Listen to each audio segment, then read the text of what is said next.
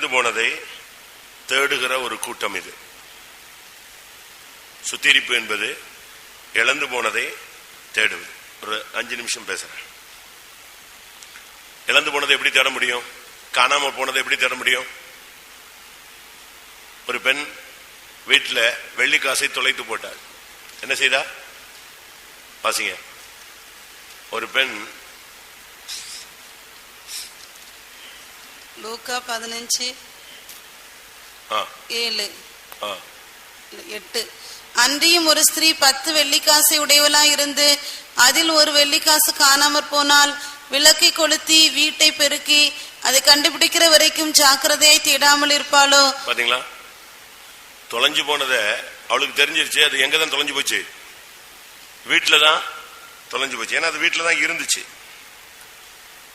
அப்ப நம்ம அதை தேடணும். நீங்க சுத்திரி போட்டதுக்கு வந்துட்டு சும்மாவே உட்காந்துட்டு போலாம். ஆவில் நரம்புறவங்களை பார்த்துட்டு போலாம். எலும்பி போறவங்களை பார்த்துட்டு வேடிக்கை பார்த்துட்டு இருக்கலாம். இல்ல முக்காடை போட்டு தலையை கவுந்துட்டு போலாம். இல்ல வெறும் ஸ்தோத்திரம் பண்ணிட்டும் போலாம். இல்ல நீங்க இழந்து போன வெள்ளிக்காசை தேடி கண்டுபிடிச்சிட்டும் போகலாம். சந்தோஷமாயும் போலாம். அது உங்களுடைய கையில இருக்கு. அந்த பெண் என்ன பண்ணா? விளக்கை கொளுத்தினாள். அடுத்து 2வது வீட்டை பெருக்கினாள். 3வது ஜாக்கிரதையாய் தேடினாள். சில இதெல்லாம் நீங்க பாத்தீங்கன்னா தேடுவீங்க, கிடைக்காது. திருப்பி தேடுவீங்க, கிடைக்காது. திருப்பி பார்த்தா அது எங்கதான் இருக்கும்? நம்ம தேடினதுக்கு உள்ளதான் இருக்கும். ஆனா நம்ம ஏதோ தேடி இருக்கோம், பட் ஜாக்கிரதையா என்ன செய்யல? தேடல. இது போல இந்த கூட்டத்தை நீங்க எப்படியும் பயன்படுத்தலாம். ஆண்டோடைய சமூகத்தில் உட்கார்ந்து ஆராய்ச்சி பண்ணிக்கிட்டே இருக்கணும். அந்த வீட்டுக்குள்ளேயே தேடினாவா? விளக்க கொளுத்துங்க.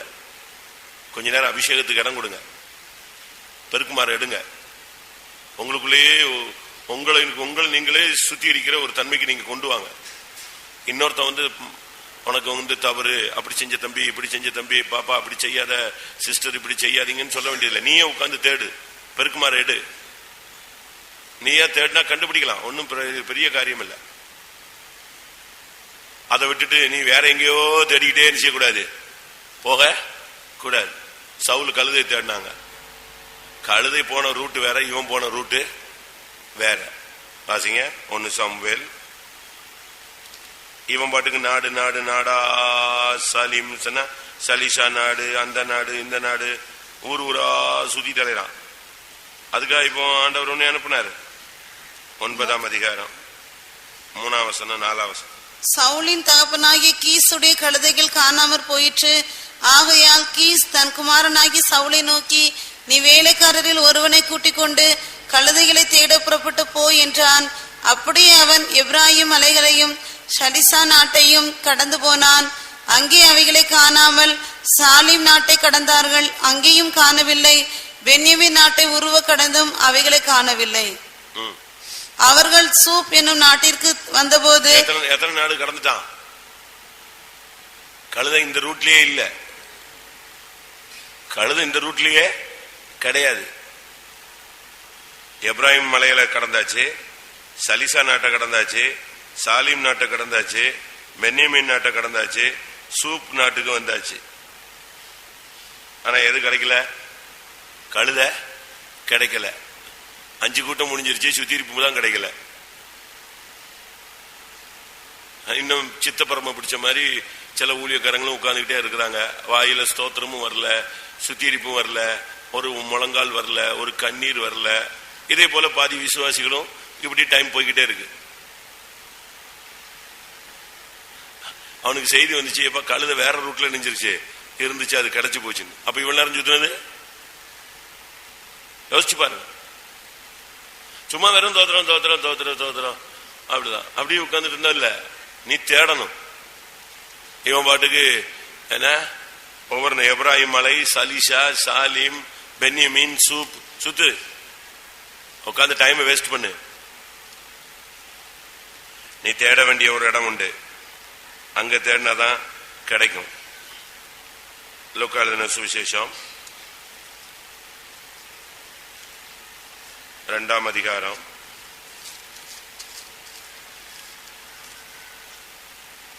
42 வாசிங்க. அவருக்கு 12 வயதான போது அவர்கள் அந்த பண்டிகை முறைமையின்படி எருசலேமுக்கு போய் பண்டிகை நாட்கள் முடிந்து திரும்பி வருகிற போது பிள்ளையாகி இயேசு எருசலேமிலே இருந்து விட்டார். இது அவருடைய தாயாருக்கும் யோசேப்புக்கும் தெரியாதிருந்தது. அவர் பிரயாணக்காரரின் கூட்டத்திலே இருப்பார் என்று அவர்கள் நினைத்து ஒரு நாள் பிரயாணம் வந்து உறவின் முறையாரிடத்திலும் அறிமுகமானவர்களிடத்திலும் அவரை தேடினார்கள். காணாததினாலே அவரை தேடிக்கொண்டே எருசலேமுக்கு திரும்பி போனார்கள். 3 நாளைக்கு பின்பு அவர்கள் தேவாலயத்தில் போதகர் நடுவில் உட்கார்ந்திருக்கவும் அவர்கள் பேசுகிறதை கேட்கவும் அவர்களை வினாவும் கண்டார்கள். ஒரு பிள்ளை, அந்த பிள்ளையே தாயின் தகப்பனும் நெஞ்சாச்சு. அது சாதாரண பிள்ளை அல்ல. யாரு? இயேசுவையே விட்டுட்டு இது வாட்டுக்கு சுத்துறாங்க. அம்மாவும் அப்பாவும் போய்கிட்டே இருக்காங்க. அவங்க நினைப்பு என்ன? அவர் எங்க இருப்பாரு? பிரயாணக்காரர் கூட்டத்தில் இருப்பார், இல்ல அறிமுகமானவங்க கிட்ட இருப்பாரு, இல்ல உறவின் முறையாரிடத்தில் இருப்பார். ஏசு அங்கேயா இருப்பாரு? ஏசு எங்க இருந்தாரு?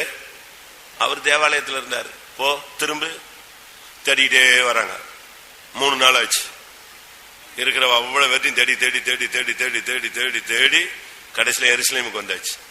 எருசலேமுக்கு வந்து ஊரு, மார்க்கெட்டு, தெரு எல்லாம் சுத்தி கடைசியில எங்க வந்து நின்னாங்க? கோயில்ல வந்து நின்னாங்க. அங்க பார்த்தா யாரு உட்கார்ந்துருக்கா? இவர் இங்க பிரசங்கம் பண்ணிட்டு இருக்காரு. அவங்களுக்கு கேள்விக்கு பதில் சொல்லிட்டு இருக்காரு. அவரை கண்டு ஆச்சரியப்பட்டார். இயேசுவையே விட்டுட்டு ஊழியக்காரங்க போய்கிட்டு இருக்கிறாங்க. இயேசுவையே விட்டுட்டு விசுவாசிகள் நெஞ்சிட்டு இருக்காங்க, போய்கிட்டு இருக்காங்க. இதான் நடக்குது. இப்ப நம்ம செய்ய வேண்டியது என்னன்னு சொன்னா, திரும்ப வாங்க, தேடுங்க. ஒரு பணம் ஒரு பிரயாணத்தில் இருக்கிறவன் தொலைச்சிட்டான்னா அவன் எங்க தான் போவான்? இப்ப நீங்க கடைக்கு போறீங்க, சைக்கிள்ல போறீங்க, நடந்து போறீங்கன்னு வச்சுக்கோங்களேன். வீட்டுல இருந்து காசு எடுத்துட்டு போனீங்க, கடைக்கிட்ட போன உடனே என்ன கிடைக்கல? கையில காசு இல்ல. என்ன பண்ணுவீங்க? வந்த வழியே போவீங்க. நேர வீட்டுக்கு வந்துட மாட்டீங்க. அடுத்த தெருவழியா வந்துட்டு காசை காணும் காசை காணும். எங்க வந்தோமோ அதே ரூட்ல என்ன செய்யணும்? வரணும். அப்பதான் கண்டுபிடிக்க முடியும். அதே போல இப்போ போன ராபோஜனத்திலிருந்து இந்த ராபோஜனம் வரைக்கும் நம்முடைய பேச்சு என்ன, நம்முடைய செயல் என்ன, நம்முடைய பழக்க வழக்கங்கள் என்ன, நம்முடைய வாக்குவாதங்கள் என்ன, எங்கெல்லாம் சமாதானம் போயிருச்சு, எங்கெல்லாம் சந்தோஷம் இழந்தோம், எங்க கிருபையை நஷ்டப்படுத்தணும், எந்த சூழ்நிலையில விசுவாசம் நம்ம விட்டு போயிடுச்சு, எந்த இடத்துல ஆண்டவரை நம்ம வேதனைப்படுத்தணும், இது எல்லாம் அப்படியே ஸ்லோவா தெரியிட்டே போகணும். உன்னத பாட்டு 3ஆம் அதிகாரம் 1ஆம் வசனம். ராக்காலங்களில் என் படுக்கையிலே என் ஆத்தும நேசரை தேடினேன், தேடியும் நான் அவரை காணவில்லை. நான் எழுந்து நகரத்தின் வீதிகளிலும் தெருக்களிலும் திரிந்து என் ஆத்தும நேசரை தேடுவேன் என்றேன், தேடியும் நான் அவரை காணவில்லை. நகரத்திலே திரிகிற காவலாளர் என்னை கண்டார்கள். என் ஆத்தும நேசரை கண்டீர்களா என்று அவர்களை கேட்டேன். நான் அவர்களை விட்டு கொஞ்ச தூரம் கடந்து போன உடனே என் ஆத்தும நேசரை கண்டேன். அவரை நான் என் தாயின் வீட்டிலும் என்னை பெற்றவளின் அறையிலும் கொண்டு வந்து விடமட்டும் விடாமல் பற்றி கொண்டேன். எப்படி? ராத்திரி படுக்கையில போய் யார தேடினேன்? ஆண்டவரை தேடினேன், காணல. நான் அங்கிருந்து புறப்பட்டு நகரத்தின் வீதிகளுக்கு போனேன். ஏன்னா பகல்ல எங்க போயிருக்கேன்? நகரத்தின் வீதி வழியா வந்தேன். அடுத்து தெரு வழியா வந்தேன். திரும்ப அங்கேயும் தேடினேன், அங்கேயும் என்ன செய்யல, கிடைக்கல. திரும்ப அங்க காவலாளர்லாம் சுத்திக்கிட்டு இருந்தாங்க. அவங்க கிட்ட கேட்டேன், ஏதாவது பாத்தீங்களான்னு. இல்ல. இன்னும் கொஞ்ச தூரம் போனேன். யார் இருந்தா? யாரை கண்டேன்? என் ஆத்துமநேசரை கண்டேன். தேடுங்க. இந்த கூட்டத்தில் நான் உங்களுக்கு டைம் தரேன். நீங்க கொஞ்ச நேரம் முழங்கால் போட்டு கண்ணீர் விட்டு அழுது, ஆண்டவரே உங்களுடைய கிருபையை நான் தொலைச்சிட்டேன்பா, விசுவாசத்தை தொலைச்சிட்டேன், பரிசுத்தத்தை தொலைச்சிட்டேன், பிரதிஷ்டையை தொலைச்சிட்டேன், உங்களுடைய அன்பை தொலைச்சிட்டேன், உங்களுடைய ஆளுகையை இழந்துட்டேன். தேடு, அழலாம். சுத்திகரிக்கும் பொழுது உனக்கு கிடைக்கும். நான் அவரை போய் பற்றி கொண்டேன். என்னை பெற்றவளின் வீட்டுக்கு கொண்டு வந்து விடுமட்டும் நான் அவரை விடாமல் பற்றி கொண்டேன். இதுதான் இந்த கூட்டத்தினுடைய நோக்கம். எல்லாரும் கொஞ்ச நேரம் ஒப்பு கொடுக்கலாமா? தேடுங்க. இயேசுவை தொலைத்திருந்தால் தேடுங்கள். ஆத்துமநேசரை தொலைத்திருந்தால் தேடுங்கள். வெள்ளிக்காசை தொலைத்திருந்தால் தேடுங்கள். ஆட்டை தொலைத்திருந்தால் தேடுங்கள். கழுதையை தொலைத்திருந்தால் தேடுங்கள். ஒவ்வொன்றுக்கும் ஒரு அர்த்தம் இருக்கு இல்ல. ஆடு, ஒரு மனுஷனுக்கு 100 ஆடு இருந்தது, அதில் ஒரு ஆடு காணாமல் போய்விட்டது. வாசிங்க லூக்கா 15:4. உங்களில் ஒரு மனுஷன் 100 ஆடுகளை உடையவனாய் இருந்து அவைகளில் ஒன்று காணாமற் போனால் 99 ஆடுகளையும் வனாந்தரத்திலே விட்டு காணாமற் போன ஆட்டை கண்டுபிடிக்கும் அளவும் தேடி திரியானோ? ஆடு தொலைஞ்சிருச்சு, சாந்தம் மனத்தாழ்மை தொலைந்து போய்விட்டது, கழுதை தொலைந்து போய்விட்டது, சுமக்கும் தன்மை தொலைந்து போய்விட்டது, வெள்ளிக்காசு தொலைந்து போய்விட்டது, உனக்கு கொடுத்த கிருபை தாளந்துகள் தொலைந்து போய்விட்டது, இயேசு தொலைந்து போய்விட்டார், சாந்தமும் மனத்தாழ்மையும் உன்னை விட்டு நெஞ்சிருச்சு, சுத்தமா போயிடுச்சு. அடுத்த ஆத்துமநேசர் மணவாளனுடைய சுபாவங்கள் எல்லாம் உன்னை விட்டு போயிடுச்சு.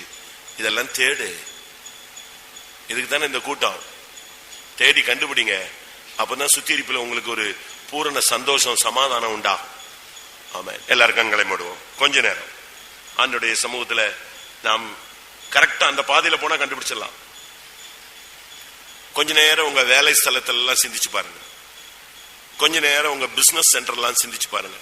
கொஞ்ச நேரம் உங்களுடைய குடும்ப வீட்டுல உள்ள காரியங்கள் எல்லாம் சிந்திச்சு பாருங்க. கொஞ்ச நேரம் உங்களுடைய ஊழியத்தின் பகுதிகள் எல்லாம் சிந்திச்சு பாருங்க. கொஞ்ச நேரம் உங்களுடைய ஆவிக்குரிய தன்மையெல்லாம் சிந்திச்சு பாருங்க. அப்போ ஒவ்வொன்றுலயும் உள்ள குறைகள் உங்களுக்கு தென்படும். அதை அறிக்கை செஞ்சு தேவனோடு ஒப்புரவாகி வந்தீங்கன்னா ஆண்டவர் உன்னோடு வந்து விடுவார். ஆமென். கர்த்தர் நமக்கு அந்த கிருபை தர முடியும். எல்லாரும் ஒப்பு கொடுப்போம்.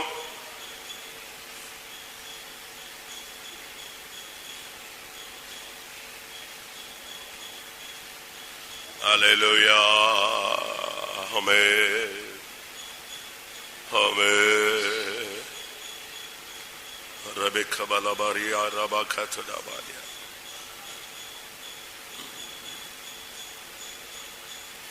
கர்த்தரை கண்டடையத்தக்க சமயத்தில் கண்டடையுங்கள், தேடுங்கள்.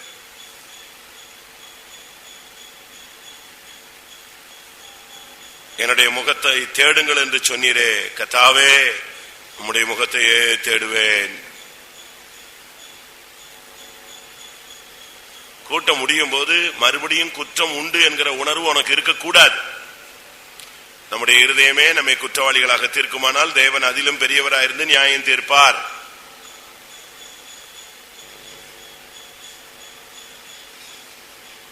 ஒவ்வொன்றா சிந்திங்க. உங்களுடைய வீடு, குடும்பம், பிள்ளைகள், மனைவி, புருஷன், வேலை, பிசினஸ், பிரயாணம், தொழில், உன்னுடைய ஊழியம், உன்னுடைய ஜீவியம், உன்னுடைய ஜபம், உன்னுடைய விசுவாசம், உன்னுடைய பரிசுத்தம், உன்னுடைய தெய்வீகம், ஒவ்வொன்றும் அக்கு வேற ஆணி வேற பிரிச்சுடு. ஒன்னொன்னா பிரிச்சு பிரிச்சு பிரிச்சு பிரிச்சு சுத்தியடி.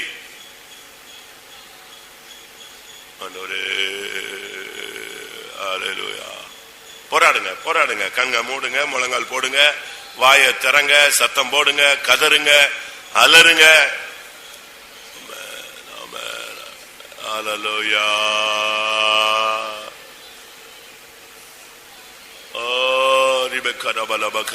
கொஞ்ச நேரம் அப்படி நான் சொன்ன மாதிரியே செய்யுங்க. உங்களுக்கு அருமையான ஒரு சுத்திகரிப்பு கிடைக்கும். பிரியமானவர்களே, உங்களுடைய நண்பர்கள் விஷயம், உன்னுடைய வேலை ஸ்தலங்கள், உன்னுடைய பிசினஸ் சென்டர், உன்னுடைய குடும்ப காரியம், உன்னுடைய பிள்ளைகள் காரியம், ஒன்னு ஒன்னா நீ பிரிச்சு பாரு.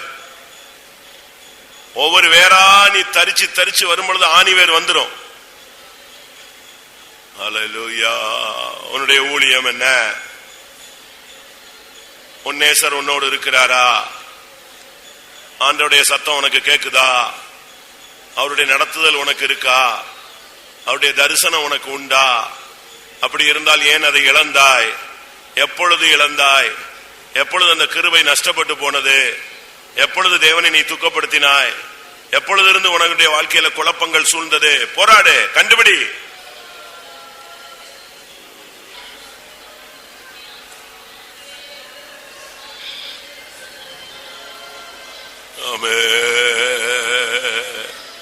இயேசு இல்லாத பயணம் வெறுமை. திரும்பி வா, மறுபடியும் இயேசுவோடு பயணத்தை தொடக்க.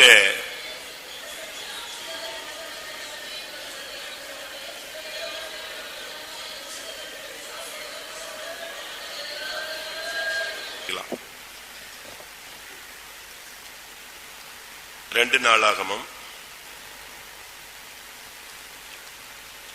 25:1. அமத்சியா 25ஆம் வயதிலே ராஜாவாகி 29 வருஷம் எருசலேமில் அரசாண்டான். எருசலேம் நகரத்தாலாகி அவனுடைய தாயின் பேர் யோபதானார். அமத்சியா அப்படின்னு ஒரு ராஜாவை பற்றி பைபிள் சொல்லுது. 25ஆம் வயசுல அவர் ராஜாவானான். 29 வருஷம் எருசலேமிலே அரசாண்டான். நாம் ராஜாக்கள். வெளிப்படுத்தல் 1ஆம் அதிகாரம் 6ஆம் வசனம். நம்மிடத்தில் அன்பு கூர்ந்து தமது இரத்தத்தினாலே நம்முடைய பாவங்களரை நம்மை கழுவி தம்முடைய பிதாவாகிய தேவனுக்கு முன்பாக நம்மை ராஜாக்களும் ஆசாரியர்களும் ஆக்கின அவருக்கு மகிமையும் வல்லமையும் என்றென்றைக்கும் உண்டாயிருப்பதாக. இயேசுவின் இரத்தத்தினால கழுவப்படும் போது நாம் ராஜாக்களாய் மாறுகிறோம். அபிஷேகத்தினால நாமும் ராஜாக்களாய் மாறுகிறோம்.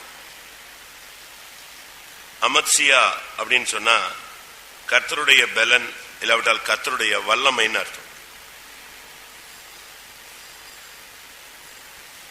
ஆண்டவர் தம்முடைய வல்லமையை வெளிப்படுத்தும்படியாகத்தான் நம்ம இந்த பூமியில வைத்தார். அவருடைய வல்லமையை பிரஸ்தாபப்படுத்தும்படியாகத்தான் நமக்கு வல்லமை கொடுத்திருக்கிறார். இந்த விஷயத்துல நாம சத்தியத்தை புரிந்து கொள்ளணும். அவருடைய வல்லமையை வெளிப்படுத்த நமக்கு வல்லமை கொடுத்திருக்கிறார், அதிகாரம் கொடுத்திருக்கிறார், பலன் கொடுத்திருக்கிறார். சிம்சோனுக்கு ஏன் அவ்வளவு பலன் கொடுத்தாரு? கர்த்தருடைய வல்லமையை புறஜாதிகள் விளங்கிக் கொள்ளும்படியாக. அதனால இந்த விஷயத்தை நாம் சரியான விதத்துல புரிந்து கொள்ள வேண்டும். ஆனா நம்மில் அநேகர் தேவன் நமக்கு கொடுத்த வல்லமையை இழந்து விட்டோம், அதிகாரத்தை இழந்து விட்டோம். மத்தேயு 10ஆம் அதிகாரம் 1ஆம் வசனம். அப்பொழுது அவர் தம்முடைய 12 சீஷர்களையும் தம்மிடத்தில் வரவழைத்து அசுத்த ஆவிகளை துரத்தவும் சகல வியாதிகளையும் சகல நோய்களையும் நீக்கவும் அவர்களுக்கு அதிகாரம் கொடுத்தார். அவர்களுக்கு அதிகாரம் கொடுத்தார். நமக்கு இந்த நாட்கள்ல தேவன் வல்லமை கொடுக்கிறார்.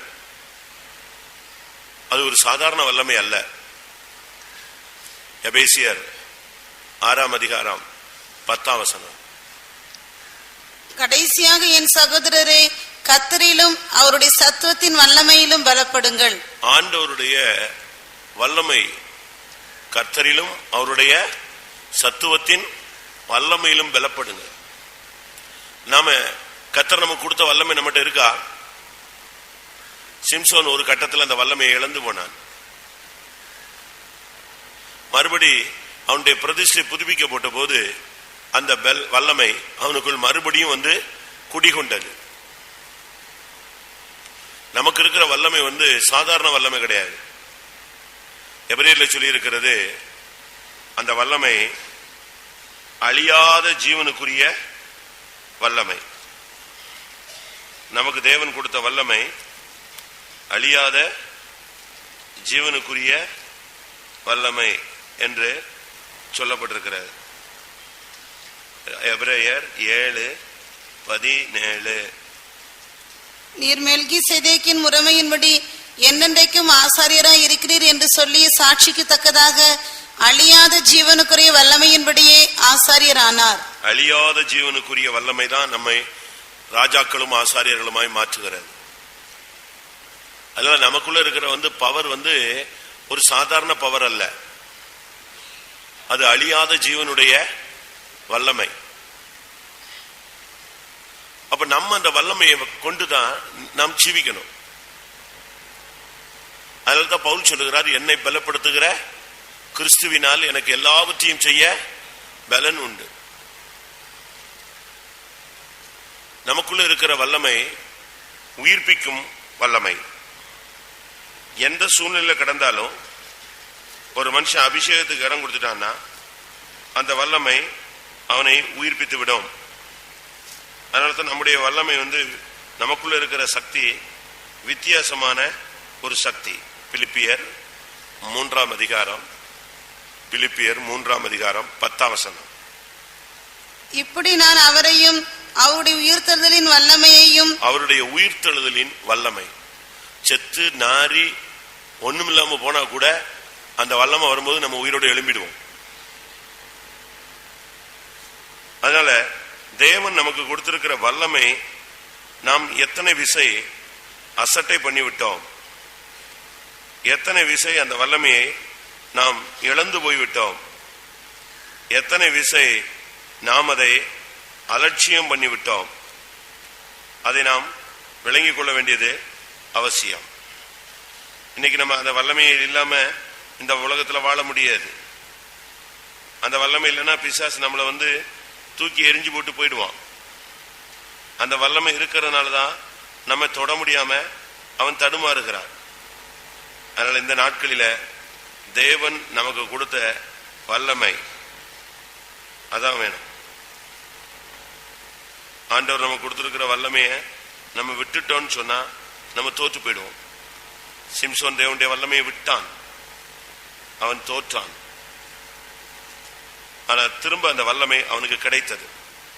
லூக்கா 9ஆம் அதிகாரம் 1ஆம் வசனம்.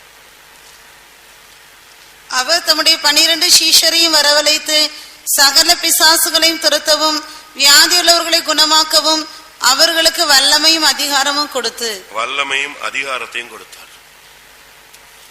அப்படியானால் நமக்குள்ள வல்லமை எங்க?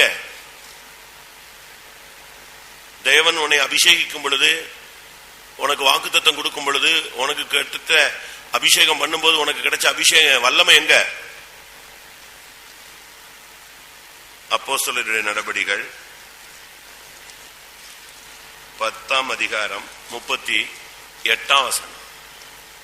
நசரேயனாகிய இயேசுவை தேவன் பரிசுத்த ஆவியினாலும் வல்லமையினாலும் அபிஷேகம் பண்ணினார். வல்லமையினாலும் அபிஷேகம் பண்ணினார். அப்ப இவைகளிலிருந்து நாம் விளங்கிக் கொள்ளுகிற சத்தியம் என்னன்னா, அமத்சியா அப்படின்னா கர்த்தருடைய வல்லமை, கர்த்தருடைய பலன். நமக்கு ஒரு வல்லமை இருக்கு. தேவன் கொடுத்த சக்தியை நம்ம இழந்துடக்கூடாது. அது பிரதிஷ்டையில் இருக்கு. எப்ப பிரதிஷ்டை பண்றோமோ நம்முடைய வல்லமை புதுப்பிக்கப்படுகிறது. எப்பொழுது பிரதிஷ்டை இழக்கிறோமோ அப்பொழுது நம்முடைய வல்லமை நம்ம விட்டு ஊசாயிருது, போயிருது, நம்ம விட்டு விலகிடும். நம்மை ஒரு ராஜாவாக கர்த்தர் வல்லமை அதிகாரம் கொடுத்து வைத்திருக்கிறார். உன்னுடைய வல்லமையை எடுத்து நீ உபயோகப்படுத்தணும். அவனுடைய தாயின் பெயர் யோவதானாள். அவளுக்கு பிறந்த பையன் தான் இந்த அமத்சியா. அவங்க அம்மா எருசலேம் நகரத்தாள்.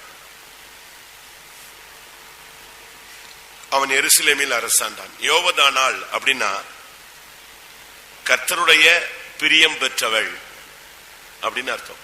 கர்த்தருடைய அன்பை பெற்றவள் அப்படின்னு அர்த்தம்.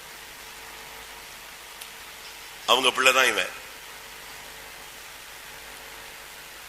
எப்படி பையன் கர்த்தருடைய வல்லமை, அம்மா ஆண்டவருடைய அன்பை பெற்றவள். பெந்தேகோஸ்தே வாழ்க்கையில குடும்ப வாழ்க்கை ரொம்ப முக்கியமானது.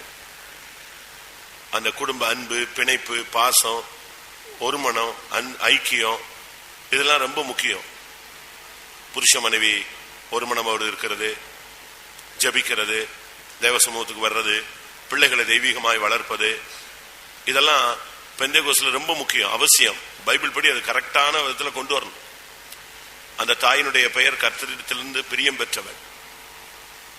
சரி, இப்படிப்பட்ட ஒரு வாழ்க்கை இருந்த ஒரு மனுஷன் 2ஆம் வசனத்துக்கு வாங்க. அவன் கர்த்தரின் பார்வைக்கு செம்மையானதை செய்தான், ஆனாலும் முழு மனதோடு அப்படி செய்யவில்லை. பைபிள் என்ன சொல்றது? கர்த்தருடைய பார்வைக்கு செம்மையானதை செய்தான். அதோட க்ளோஸ் பண்ணியிருந்தா என்னது? நல்லது. ஆனாலும் அவன் என்ன செய்யல? எப்படி செய்யல? முழு மனசோட செய்யல. இது எப்படி? குழந்தைகள்ட்ட விளையாண்டு நீங்க டைம் வேஸ்ட் பண்ணிடக்கூடாதுன்னா வார்த்தையை மட்டும் கவனிங்க. எருசலேமில் பிறந்து எருசலேமிலே எருசலேம் நகரத்தாளாகிய தாய்க்கு பெற்று கர்த்தருடைய வல்லமையாக 25 வயசுல ராஜாவாகி 29 வருஷம் ராஜாவா வாழ்ந்தவன், செயல்பட்டவன். ஆனா அவனை பத்தி வேதம் சொல்லுது, அவன் கர்த்தருடைய பார்வைக்கு செம்மையானதை செய்தான்.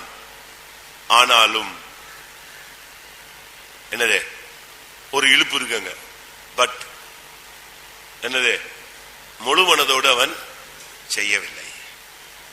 இது என்ன புரியல? உங்களுக்கு புரிஞ்சிருச்சா? போவாங்க, செய்வாங்க, கீழ்ப்படிவாங்க, ஆனாலும் என்ன இருக்காது? முழு மனசு இல்ல. மனிதன் முகத்தை பார்க்கிறான், தேவன் எதை பார்க்கிறாரு? ஆழத்தை பார்க்கிறாரு. ஊழியம் செய்வோம், அழுது அழுது மூக்கு சிந்தி ஊழியம் செஞ்சு என்னத்துக்கு? அது ஊழியம்? அது சொல்லுங்க. முகநாடி வேறுபட்டு ஊழியம் செஞ்சு என்ன இல்ல? பிரயோஜனம் இல்ல. அழுதுகிட்டே ஊழியம் செஞ்சோம், பிரயோஜனம் இல்ல. முகத்தை தூக்கி எங்கேயோ ரோட்ல வச்சுக்கிட்டு, உத்தரத்துல வச்சுக்கிட்டு சுத்திட்டு இருந்தா பிரயோஜனம் இல்ல. முகம் கருத்து போயிட்டு அப்படியே ஊழியம் செஞ்சும் பிரயோஜனம் இல்ல. நீ முழு மனசோடு செஞ்சியா? அதை விட நீ செய்யாமல் இருப்பது நலம். அது எந்த ஊழியமா இருந்தாலும் சரி, அப்போஸ்தல ஊழியமா இருந்தாலும் சரி, இல்ல சண்டே ஸ்கூல் ஊழியமா இருந்தாலும் சரி, இல்ல டிராக்ட் கொடுக்கிற ஊழியமா இருந்தாலும் சரி, ஞாயிற்றுக்கிழமை பந்தி பெருமாறுற ஊழியமா இருந்தாலும் சரி, காலையில சமையல் பண்ற ஊழியமா இருந்தாலும் சரி, இந்த கால பெருக்கி பாய் போடுற ஊழியமா இருந்தாலும் சரி, பாத்ரூம் கழுவுற ஊழியமா இருந்தாலும் சரி, மண்ணள்ளி போடுற ஒரு ஊழியமா இருந்தாலும் சரி, என்ன ஊழியமோ அத நீங்க முழு மனசோடு செஞ்சீங்களா இல்ல அறகுற மனசோடு செஞ்சீங்களா? இது மற்றவங்களுக்கு தெரியாமலே நம்ம முறுமுறுத்துக்கிட்டே செய்யலாம். பார்த்த உடனே ரொம்ப வேகமா பெருக்கலாம், டப்ப டப்ப டப்ப டப்ப டப்பன்னு பெருக்கலாம். போன உடனே போயிட்டானா, சரி சோதர சோதரி எப்பா என்ன பண்றது அப்படின்னு செய்யலாம். ஆனா யாரு பாக்குறா? யாரு பாக்குறா? தெய்வம் பாக்குறாரு. அவர் பார்த்துட்டு சொல்றாரு, பைபிள் எழுதி வச்சிட்டாரு, நூற்றாண்டுகளுக்கு முன்னாகவே அவன் முழு மனதோடு அப்படி செய்யவில்லை. வேற வழி இல்லாம கட்டாயத்தின் பேர்ல வேற சூழ்நிலையில மாட்டிக்கிட்டோமேன்னு என்ன செஞ்சான். நீங்க அப்படி செஞ்சீங்களா? செய்யாமல வசனம் வருது இன்னைக்கு சபையை தேடி. சபையை தேடி இந்த வசனம் வருது, என்னை தேடி உங்களை தேடி இந்த வசனம் வருதுன்னா, நானும் நீங்களும் அநேக இடங்களில முழு மனதோடு கர்த்தருடைய சேவையை செய்யல. இயேசு என்ன சொன்னாரு? உன் முழு ஆத்துமாவோடும், உன் முழு மனதோடும், உன் முழு பலத்தோடும் தேவனிடத்தில் அன்பு கூறுவாயாக. மத்தேயு 22:37. இயேசு அவனை நோக்கி, மத்தேயு 22:37 தானே? ஆமா. இயேசு அவனை நோக்கி, உன் தேவனாகிய கர்த்தரிடத்தில் உன் முழு இருதயத்தோடும், உன் முழு ஆத்மாவோடும், உன் முழு மனதோடும் அன்பு கூறுவாயாக. முழு மனதோடு ஆண்டவர்கிட்ட நேசிக்கிறேன்னா, ஆண்டவரே உன்னை நேசிக்கிறேன் அப்படின்னு சொல்லிட்டு நீ மறுபடியும் அந்த மேக்கப்பு கப்புன்னு போயிட்டீனாலே அது பொய்ன்னு அர்த்தம். யாக்கோபு 4:4 என்ன சொல்லுகிறது? உலக சிநேகம் தேவனுக்கு விரோதமான பகை. அப்ப ஆண்டவரை நேசிக்கிறேன்னு சொல்லிட்டு நீ உலகத்தை நேசிச்சா என்ன பிரயோஜனம்? யோனத்தான் தாவீதை நேசித்தான், அதே யோனத்தான் சவுலையும் நேசித்தான். எப்படி இருக்கும்? ஒரே யோனத்தான் தான் யார நேசிச்சான்? சவுலையும் நேசிச்சான், அடுத்து தாவீதையும் நேசித்தான். அது என்ன சொல்லுங்க? நாம ரெண்டு லைன்ல போக கூடாது. முழு மனதோடு ஆண்டவரை நேசிங்க. எரேமியால 3:10 பாருங்க. இவைகளை எல்லாம் கண்டும் யூதா என்கிற அவளுடைய சகோதரியாகிய துரோகி கள்ளத்தனமாய் திரும்பினாலே அன்றி முழு இருதயத்தோடும் என்னிடத்தில் திரும்பவில்லை என்று கர்த்தர் சொல்லுகிறார். இந்த மனம் திரும்புதலை பத்தி என்ன சொல்லி இருக்கு? எப்படி மனம் திரும்பினாலா? இந்த யூதா என்கிற துரோகி எப்படி மனம் திரும்பினா? கள்ளத்தனமாய் மனம் திரும்பினால். அப்படின்னு என்ன அர்த்தம்? ராபோஜனத்துக்காக ஒரு மனம் திரும்புதல். புரியுதா? ராபோஜனத்துக்காக ஒரு மனம் திரும்புதல். இன்னும் 3 நாள் பாத்தீங்கன்னா இந்த பக்தியுள்ள பூனை கருவாட்டை கக்கத்தில் வைத்துக் கொள்ளும், திங்காது. பூனை கருவாடை எங்க வச்சுக்கிச்சான்? ஒரு வீட்டுல பூனையை விரட்டினாங்களாம். எதை வச்சு விரட்டினாங்க? கருவாட்டை வச்சு துரத்தினாங்களாம். அது போகுமா? போகுமா? அந்த ஸ்மெல்லுக்கு தானே அது வந்திருக்கு. அதை வச்சு துரத்தினா அது சுத்தி சுத்தி சுத்தி சுத்தி ஓடி ஓடி இங்கேதான் வரும். அதே மாதிரி சொல்லுவாங்க தமிழ்ல, பக்தி உள்ள பூனை கக்கத்துல எதை வச்சுக்கிச்சான்? கருவாட்டத்துக்கு வச்சுக்கிச்சு. அதே மாதிரி பைபிள் இன்னும் ஒரு 4 நாளைக்கு பைபிள் ஒயிட் அண்ட் ஒயிட் ரே சோத்திரம் சோத்திரம் சோத்திரம். யார்ட்டெல்லாம் மன்னிப்பு கேட்கணும்? இந்த கல்யாணத்து அன்னைக்கு மாமியார் மாமனார் ரோட்ல போறவன்ட்டெல்லாம் இந்த மருமக காலில் விழுவா. அந்த ஒரு நாள் தான். அதுக்கு பிறகு சாகிற வரைக்கும் என்ன செய்ய மாட்டான், செத்த கூட வரமாட்டான். இது கள்ளத்தனமான மனம் திரும்புதல். முழு மனசோட அப்படி செய்யல. மனம் திரும்புதலுடைய அனுபவம் சாகு வரைக்கும் இருக்கணும். அதான் மனம் திரும்புதல். கள்ளத்தனமா மனம் திரும்பாதீங்க. 2 நாளாகமம் 15:15. இந்த ஆணைக்காக யூதா ஜனங்கள் யாவரும் சந்தோஷப்பட்டார்கள். தங்கள் முழு இருதயத்தோடும் ஆணையிட்டு தங்கள் முழு மனதோடும் அவரை தேடினார்கள். எப்படி தேடணும்? ஒரு ஆணையிட்டா எப்படி ஆணையிடணும்? ஒரு உடன்படிக்கை எடுத்தா முழு மனசோடு எடுக்கணும். ஆண்டவரே ஃபாஸ்டிங் அப்படின்னா அது எப்படி எடுக்கணும்? அடுத்த நாள் காலையில ஒரு விருந்து, சோத்திர சோத்திர. என்ன பண்றது, நேத்தான் என்ன பண்ணிருக்கேன், சரி வச்சுட்டு போங்க, நான் பிறகு ஃபாஸ்டிங் முடிச்ச போது பாத்துக்கிறேன் அப்படின்னா உன்ன மைண்ட் எங்க போயிடுச்சு? முழு மனசோடு ஆணையிடு. ஆணை ஒரு உடன்படிக்கை, பிரதிஷ்டை, நேர்த்திக்கடன், ஒரு தீர்மானம். எப்படி எடுக்கணும்? முழு மனசோடு எடுக்கணும்.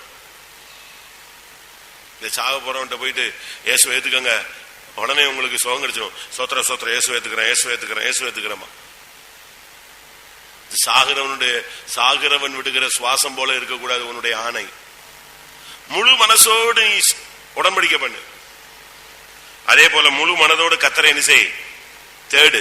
அறகுறையா தேடாத, அறகுறையா அன்பு கூறாத, அறகுறையா பிரதிஷ்டை பண்ணாத, கள்ளத்தனமா மனம் திரும்பாத.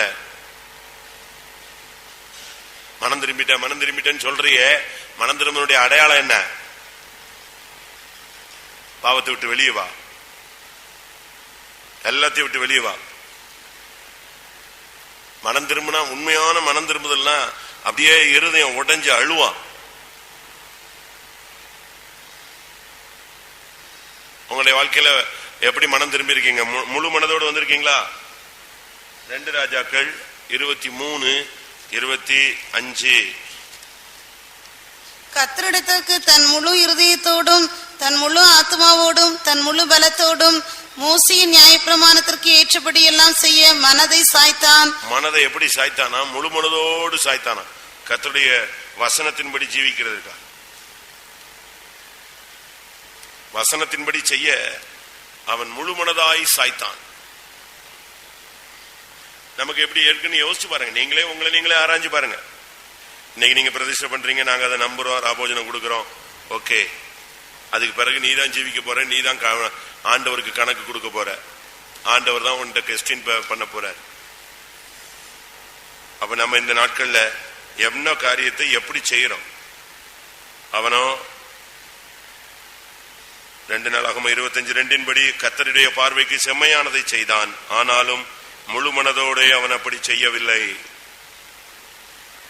வேற வழி இல்ல, ராஜா வாயாச்சு, அதனால வேகமா செய்யறான். முழு மனசோட செய்யல. இன்னைக்கு நம்ம எத்தனை பேர் முழு மனதோடு ஆணையிட்டு இருப்போம்? முழு மனதோடு கர்த்தரை தேடுகிறோம்? எத்தனை பேர் முழு மனதோடு நியாயப்பிரமாணத்துக்கு ஏற்றபடி எல்லாம் செய்கிறோம்? எத்தனை பேர் முழு மனசோடு மனம் திரும்புகிறோம்? எத்தனை பேர் முழு மனதோடு கர்த்தருக்கு செம்மையானதை செய்கிறோம்? ராபோஜனம் முக்கியம் இல்லைங்க, பரலோகம் தான் அதை விட என்னது முக்கியம். ராபோஜனம் எதுக்கு முக்கியத்துவப்படுத்துறோம்னா, உன்னை சுத்திகரிக்கிறதுக்கு, இது அப்படியே ஒவ்வொரு ஸ்டெப்பா உன்னை தேவனோடு இழுக்கிறதுக்கு ஒரு வழி. ஆனா ஏமாத்தி எழுந்து செய்யக்கூடாது, இழுத்துட்டு போயிடக்கூடாது. மனம் திரும்புதல்ங்கிறது உன்னுடைய வாழ்க்கையில ஒரு நல்லா நடக்கணும். அத ஒரு பிறப்புன்னு தான் பைபிள் சொல்லுது, ஒரு ஜென்மம் தான் பைபிள் சொல்லுது. அடுத்ததாக 2 நாளாகமம் 25:3.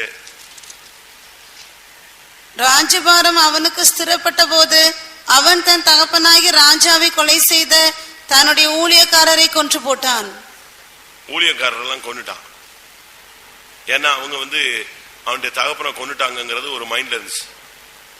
எது வரைக்கும் சும்மா இருந்தான்? ராஜ்யபாரம் ஸ்திரப்படுற வரைக்கும். இப்ப கூட பிஜேபி ஆட்சிக்கு வந்திருக்கு. அவங்களுடைய மைண்ட்ல என்ன இருக்கு? ராமர் கோயில் கட்டணுங்கிறது இருக்கு, சுவிசேஷத்தை நசுக்கணுங்கிறது அவங்க மைண்ட்ல இருக்கு. ஆனா இப்போ அமைதியா உட்காந்துட்டு நாட்டின் முன்னேற்றம், வளர்ச்சி, அது இதுன்னு ஒரு கதை சொல்லிக்கிட்டே வரான். எதுக்கு? எதுக்கு? தான் ஸ்திரப்படணும். அதுக்கு தான் வெயிட் பண்றான். பட்டுன்னு கவுந்துடக்கூடாது, பட்டுன்னு கெட்ட பேர் வந்துடக்கூடாது, படால்னு ஆட்சிக்கு நஷ்டம் வந்துடக்கூடாது, இனி எல்லா சட்டசபையும் ஜெயிக்கணும், எப்படி எல்லா இடத்துலயும் ஜெயிக்கணும், எல்லா இடத்துலயும் கண்ட்ரோல் வந்துடணும். அதுக்கு பிறகு நம்ம என்ன செய்யலாம்? நினைச்சத நடத்தலாம்.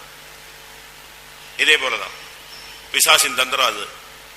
அதுபோல இவனும் பாருங்க, தான் ஸ்திரப்படும் வரை அமைதியா இருந்தான். ஸ்திரப்பட்ட போது பழி வாங்கி விட்டான். தன்னுடைய தகப்பனை கொலை செய்தவனை என்ன செய்தான்? பழி வாங்கிட்டான். பழி வாங்குதல் நம்முடைய ஆன்மீகத்தை ஒழிக்கும். பைபிள் சொல்லுகிறது பழி வாங்குதல் யாருக்குரியது? பழி வாங்குதல் எனக்குரியது, நானே பதில் செய்வேன். வாசிங்க ரோமர் 12:19. பிரியமானவர்களே, பழி வாங்குதல் எனக்குரியது, நானே பதில் செய்வேன் என்று கர்த்தர் சொல்லுகிறார் என்று எழுதியிருக்கிறபடியால் நீங்கள் பழி வாங்காமல் கோபாக்கினைக்கு இடம் கொடுங்கள். நீ பழி வாங்காத, ஆண்டவர் பழி வாங்கட்டும். ஆனா இங்க என்ன நடந்துச்சு? இவனே டைம் கொடுத்து கொடுத்து கொடுத்து கொடுத்து பார்த்து தன்னுடைய தகப்பனை கொலை செய்த ஊழியர்களை என்ன செஞ்சிட்டான்? கொன்னுட்டான். பழி வாங்குற சுவாவம் நமக்குள்ள இருக்கலாம். நம்ம அநேகருக்குள் இருக்க வாய்ப்பு உண்டு. சூழ்நிலை வரும்பொழுது அந்த புத்தி என்ன செஞ்சிடும்? வந்துடும். இன்னைக்கு நமக்குள்ள அப்படி இருக்கா? நாட்கள் வரும். ஏசா சொன்னா, ஏசா யாக்கோபை பத்தி பழி வாங்குறத பத்தி என்ன சொன்னா? தகப்பனுக்காக துக்கிக்கும் நாட்கள் சீக்கிரம் வரும். அன்னைக்கு பாருவோம் கதை என்ன ஆகுதுன்னு. எப்படி இருக்கும்? உங்களுக்கு பழி வாங்குற சுபாவம் இருக்கா? நமக்கு இருந்துச்சுன்னு சொன்னா நாம ஒரு அமர்சியா.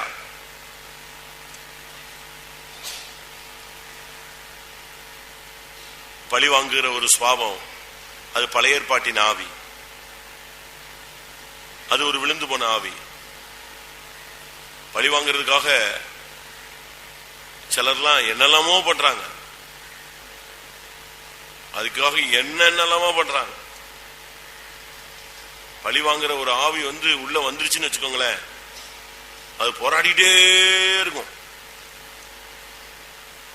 செத்து போன பிறகு கூட சில வல்லமைகள் என்ன செய்யுது? பழி வாங்க போராடுது. சினிமா கதையை கேட்டிருப்பீங்க, சினிமால நீங்க கதையெல்லாம் பார்த்திருப்பீங்க, புக்ஸ்ல எல்லாம் எழுதுவாங்க. அந்த ஆவிகள் என்ன செய்யுது? பழி வாங்க பயங்கரமா போராடுது.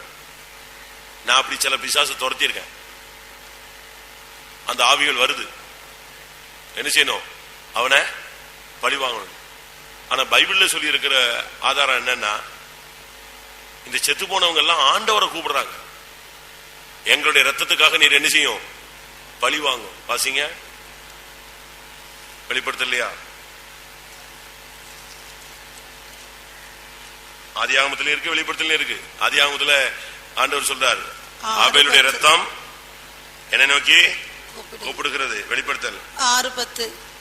அவர்கள் பரிசுத்தமும் சத்தியமுள்ள ஆண்டவரே, தேவரீர் பூமியின் மேல் குடியிருக்கிறவர்களிடத்தில் எங்கள் ரத்தத்தை குறித்து எதுவரைக்கும் நியாய தீர்ப்பு செய்யாமலும் பழி வாங்காமலும் இருப்பீர் என்று மகா சத்தமிட்டு கூப்பிட்டார்கள்.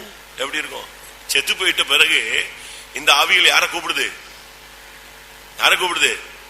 ஆண்டவரே என்னை வெட்டிட்டானே, என்னை குத்திட்டானே, என்னை கொன்னுட்டானே, நான் செத்து போயிட்டேனே, என் வாழ்க்கை வாழ விடாம ஆக்கிட்டானே, என் குடும்பத்தை விட்டு பிரிச்சுட்டானே, என் வாழ்க்கை போச்சே, நான் சின்ன வயசுலயே செத்துட்டேனே, என் நன்மை எல்லாம் போயிருச்சே, என்னை இப்படி பண்ணிட்டாங்களே, நீங்க என்ன சும்மா இருக்கீங்க, நியாய தீர்ப்பு செய்ய மாட்டீங்களா, பழி வாங்க மாட்டீங்களா, கூப்பிடுது. எப்படி இருக்கும்? ஆண்டவர் சொல்றாரு, இன்னும் கொஞ்சம் வெயிட் பண்ணுங்க, கொஞ்சம் இளைப்பாருங்க, நான் பலி வாங்குறேன். செத்து போன பரிசுத்தவான்கள் எல்லாம் எல்லாவற்றில் பழைய ஏற்பாட்டு காலத்து பரிசுத்தவான்கள். இது நல்லா புரிஞ்சுக்கணும். புதிய ஏற்பாட்டு பழைய பரிசுத்தவான்கள் அல்ல. இன்னொரு இடத்துல வாசிங்க, ஆபேலுடைய ரத்தம் முதல் சகரியா வரைக்கும். அப்படின்னா பழைய ஏற்பாட்டு பரிசுத்தவான்கள் வரைக்கும் தான் இந்த பழி வாங்குற ஆவி. புரியுதா உங்களுக்கு? சத்தியம் எங்க இருக்கு? லூக்கா 11:50. லூக்கா 11:50. ஆபேலின் ரத்தம் முதல் பலிபீடத்துக்கும் தேவாலயத்துக்கும் நடுவே கொலையுண்ட சகரியாவின் ரத்தம் வரைக்கும் உலக தோற்றம் முதற்கொண்டு சிந்தப்பட்ட சகல தீர்க்கதரிசிகளுடைய இரத்த பலியும் இந்த சந்ததியினிடத்தில் கேட்கப்படத்தக்கதாக அப்படி செய்வார்கள் என்று சொல்லுகிறது. எப்படி? யாருடைய ரத்தம் வரைக்கும்? ஆபேல் டு சகரியா. அதுக்கு பிறகு புதிய ஏற்பாட்டு ரத்தங்கள்லாம் என்ன சொல்லுது? இயேசுவின் ரத்தம் பழி வாங்க சொல்லிச்சா? இயேசுவின் ரத்தம் பழி வாங்க சொல்லிச்சா? மன்னியும். ஸ்தேவானுடைய ரத்தம் என்ன சொல்லிச்சு? இவர்கள் மேல் இந்த பாவத்தை சுமத்தாதிரும். ஆனா அமத்சியா டைம் வர்ற வரைக்கும் டைம் கொடுத்து கரெக்டா தன்னுடைய தகப்பனை கொன்னவனை கொண்டுட்டான். பழி வாங்குற சுவாபம். அடுத்ததாக 2 நாளாகமும் 25:5. அமத்சியா யூதா மனுஷரை கூடி வர செய்து அவர்கள் பிதாக்களுடைய வம்சங்களின்படியே யூதா பென்யமீன் தேசங்கள் எங்கும் 1000 பேருக்கு அதிபதிகளையும் 100 பேருக்கு அதிபதிகளையும் வைத்து 20 வயது முதற்கொண்டு அதற்கு மேற்பட்டவர்களை லக்கம் பார்த்து யுத்தத்திற்கு புறப்படவும் ஈட்டியையும் கேடகத்தையும் பிடிக்கவும் தக்க யுத்த வீரர் 3 லட்சம் பேர் என்று கண்டான். யுத்தத்துக்கு புறப்படுறதுக்கு இவன் ரெடி ஆயிட்டான். ஒரு யுத்த ஆவி அவனுக்குள்ள வந்துருச்சு. அடுத்த வசனத்துல அவன் ரெடி ஆயிட்டான், யுத்தத்துக்கு கிளம்பி போயிட்டான். இஸ்ரவேலிலே இருங்க நான் இந்த சப்ஜெக்ட் சொல்றேன். யுத்தத்தின் அந்த சண்டையின் ஆவி நமக்குள்ள இருக்கக்கூடாது. சண்டைன்னு சொன்னா நீங்க யுத்தம் சொன்னா நாடுகள் மோதுகிறது, அப்படி இல்லை. யுத்தங்கிறது நம்முடைய வீட்டுக்குள்ளே நடக்கும். சில வீடு எப்படி இருக்கும்? வார் டிக்ளேர் ஆயிடும். ஒன்னு பாத்திரத்தை போட்டு உடைக்கும், ஒன்னு டேப் ரிகார்டை போட்டு உடைக்கும், ஒன்னு செல்ல தூக்கி எரியும் உடைக்கும், ஒன்னு கண்ணாடியை ஒரே தட்டுவான் உடைக்கும், பாத்திரத்தை தூக்கி கீழே போட்டுருவான் சோத்தோட. இதெல்லாம் என்னது? மினி வார். அப்படியா? சண்டையின் ஆவி ஒரு பொல்லாத ஆவி. அது நமக்குள்ள எப்படி இருக்கா? நானோ சமாதானத்தை நாடுகிறேன், அவர்களோ யுத்தத்துக்கு ஆயத்தம் ஆகிறார்கள். 120:7. நான் சமாதானத்தை நாடுகிறேன், அவர்களோ நான் பேசும்போது யுத்தத்துக்கு எத்தனைப்படுகிறார்கள். எப்படி? சண்டை வர்ற மாதிரி வருங்க, ஆனா அதை அப்படி நிப்பாட்டணும். பட்டுன்னு நிப்பாட்டுறதுக்கு ஒரு சக்தி வேணும்.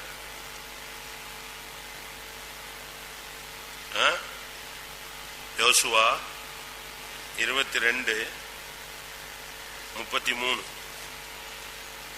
யோசுவா 22:33.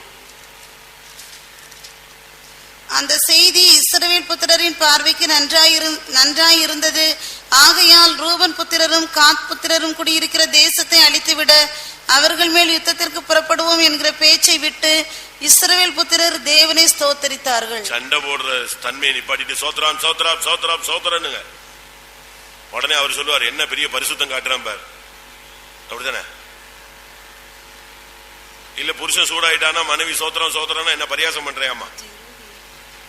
அப்படிலாம் இல்ல. யுத்தத்துக்கு புறப்படுவோம் என்கிற பேச்சை விட்டுட்டு ஜபத்துல போய் உட்காரு. ஸ்தோத்திரம் ஆண்டவரே, ஆவிய கட்டும் சுவாமி, புருஷனுடைய வாயை கட்டும், கையை கட்டும், காலை கட்டும், இயேசுவின் நாமத்தில் அப்படின்னு ஜெபிக்கணும். யுத்தத்துக்கு புறப்படுவோம் என்கிற பேச்சை விட்டுவிட்டு அவர்கள் எல்லாரும் என்ன செய்ய ஆரம்பித்தார்கள்? இஸ்ரவேல் புத்திரர் தேவனை ஸ்தோத்தரித்தார்கள். சண்டை போடுற ஆவியை கட்டுப்படுத்து. ஒரு சிலர் சொல்றாங்க, ஏங்க நீங்க வீட்டை விட்டு வெளியே போயிட்டீங்க? பைபிள்ல வசனமே இருக்குங்க, சண்டைக்காரியோட ஒரு வீட்டுல இருக்கிறத விட என்னச்சு வனாந்திரத்துல போய் தங்குவது நல்லதுங்க. அப்ப நீ எல்லா வசனத்தையும் பிடிக்கணும்ல.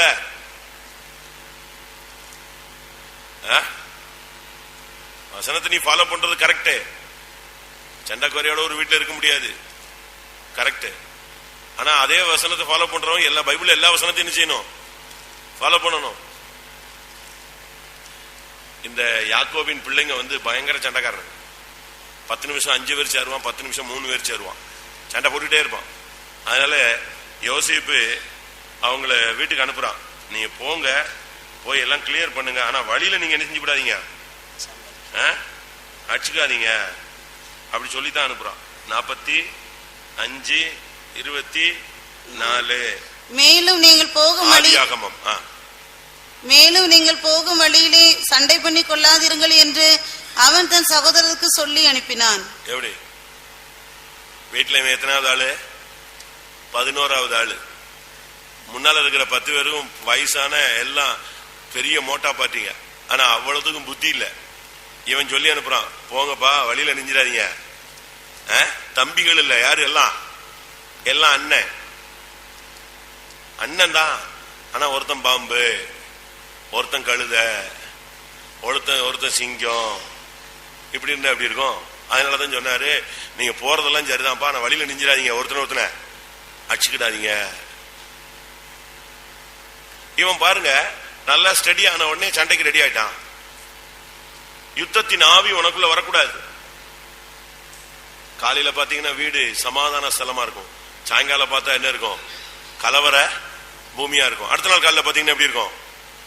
அமைதியா போயிட்டு இருக்கும். பரவாயில்ல, மேனேஜ் பண்றாங்க நம்மளுடைய ஜனங்கள். இந்த ஆவியை துரத்துங்க. அடுத்ததாக 6ஆம் வசனம், 2 நாளாகமும் 25:6. இஸ்ரவேலிலும் 1,00,000 பராக்கிரமசாலிகளை 100 தாலந்து வெள்ளி கொடுத்து கூலிக்கு அமர்த்தினான். சண்டைக்கு ரெடி ஆயிட்டான் பாத்தீங்களா? ஆள் சேர்க்கிறான். சபைக்குள்ள வந்துட்ட பிறகு நீ ஆள் சேர்க்க கூடாது. உன் கருத்தை ஆதரிக்கிற ஒரு 4 பேரை சேர்க்கிறது, உன் உபதேசத்தை, உன்னுடைய தாறுமாறான இல்லாவிட்ட சைடு உபதேசம், பாஸ்டர் அப்படித்தாங்க சொல்லுவார், இந்த பாஸ்டர் இப்படித்தான், இப்படி இந்த பாஸ்டருக்கு விரோதமா ஒரு 4 பேரை சேர்த்துறது.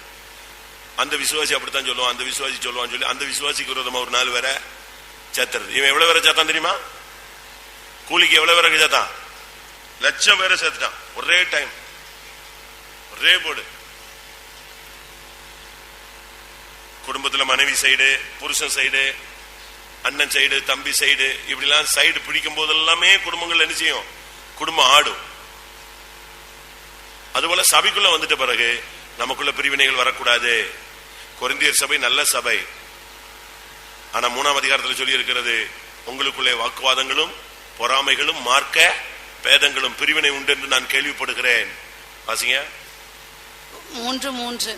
பொறாமையும் வாக்குவாதமும் பேதங்களும் உங்களுக்குள் இருக்கிறபடியால் போதும். இன்னொரு இடத்துல சொல்றாரு, உங்களுக்குள் பிரிவினை உண்டு என்று நான் குலோபியாலின் வீட்டாரால் கேள்விப்பட்டேன். 1:11. 1 கொரிந்தியர் 1:11. ஆமா. ஏனெனில் என் சகோதரரே, உங்களுக்குள்ளே வாக்குவாதங்கள் உண்டென்று குலோவையாலின் வீட்டாரால் உங்களை குறித்து எனக்கு அறிவிக்கப்பட்டது. உள்ளுக்குள்ளேயே உனக்கு குரூப் சேர்ற கூட்டம் முடிஞ்சவனே இவங்க எல்லாம் சேர்ந்துக்குவாங்க. சாப்பிடுற இடத்துல இவங்க எல்லாம் வரிசையா போய் உட்காந்துக்குவாங்க.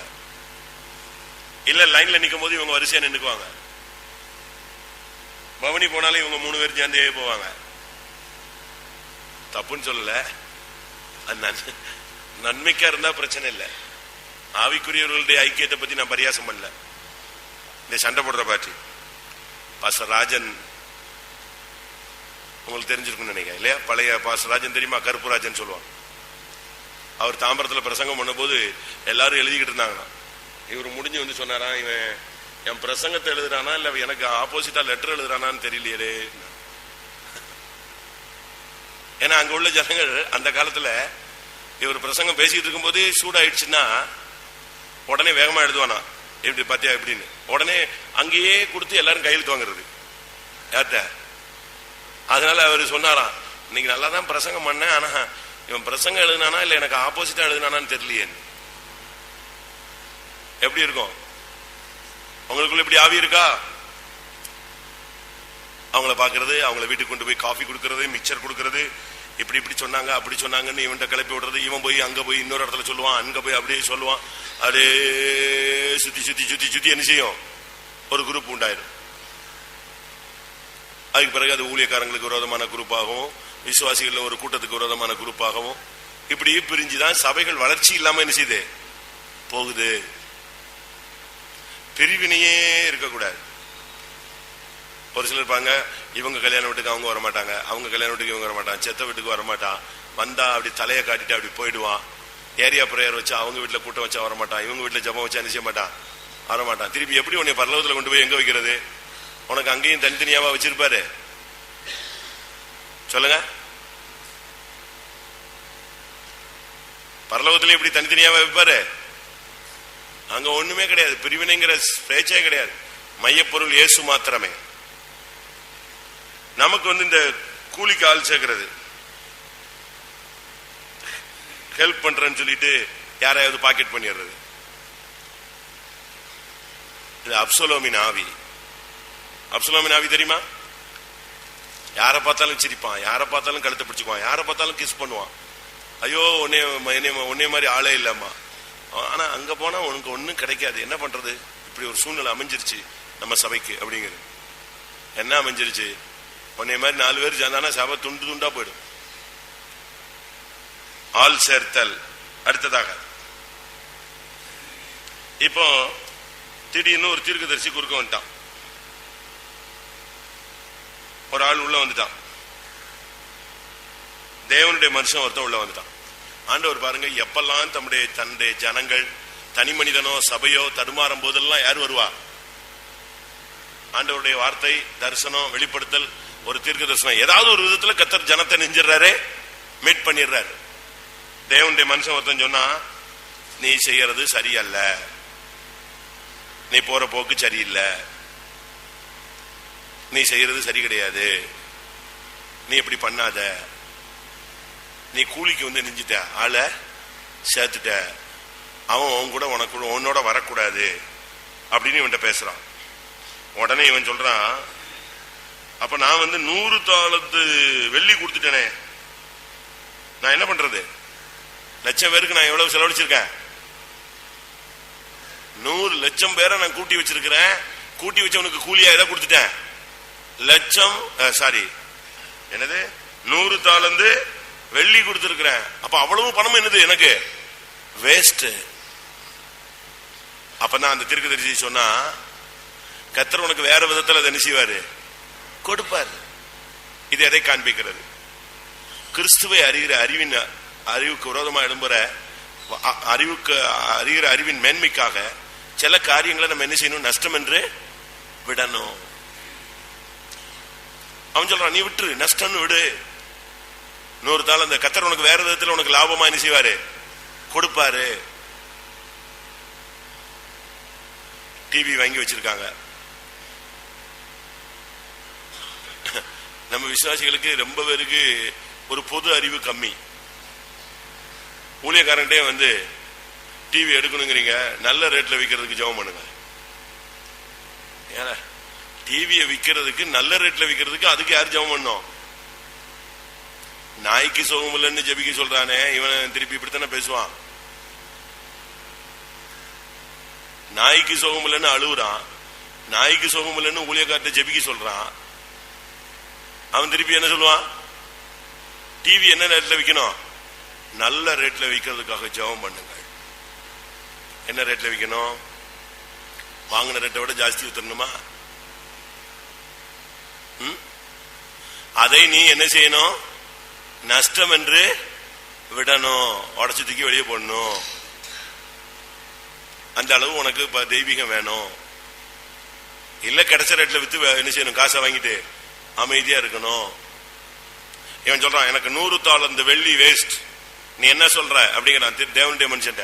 அவன் சொன்னான் கர்த்தர் உனக்கு வேற ரூட்ல கொடுப்பாரு, இதை விட்டுட்டு தூக்கி போட்டு போன்னு சொன்ன.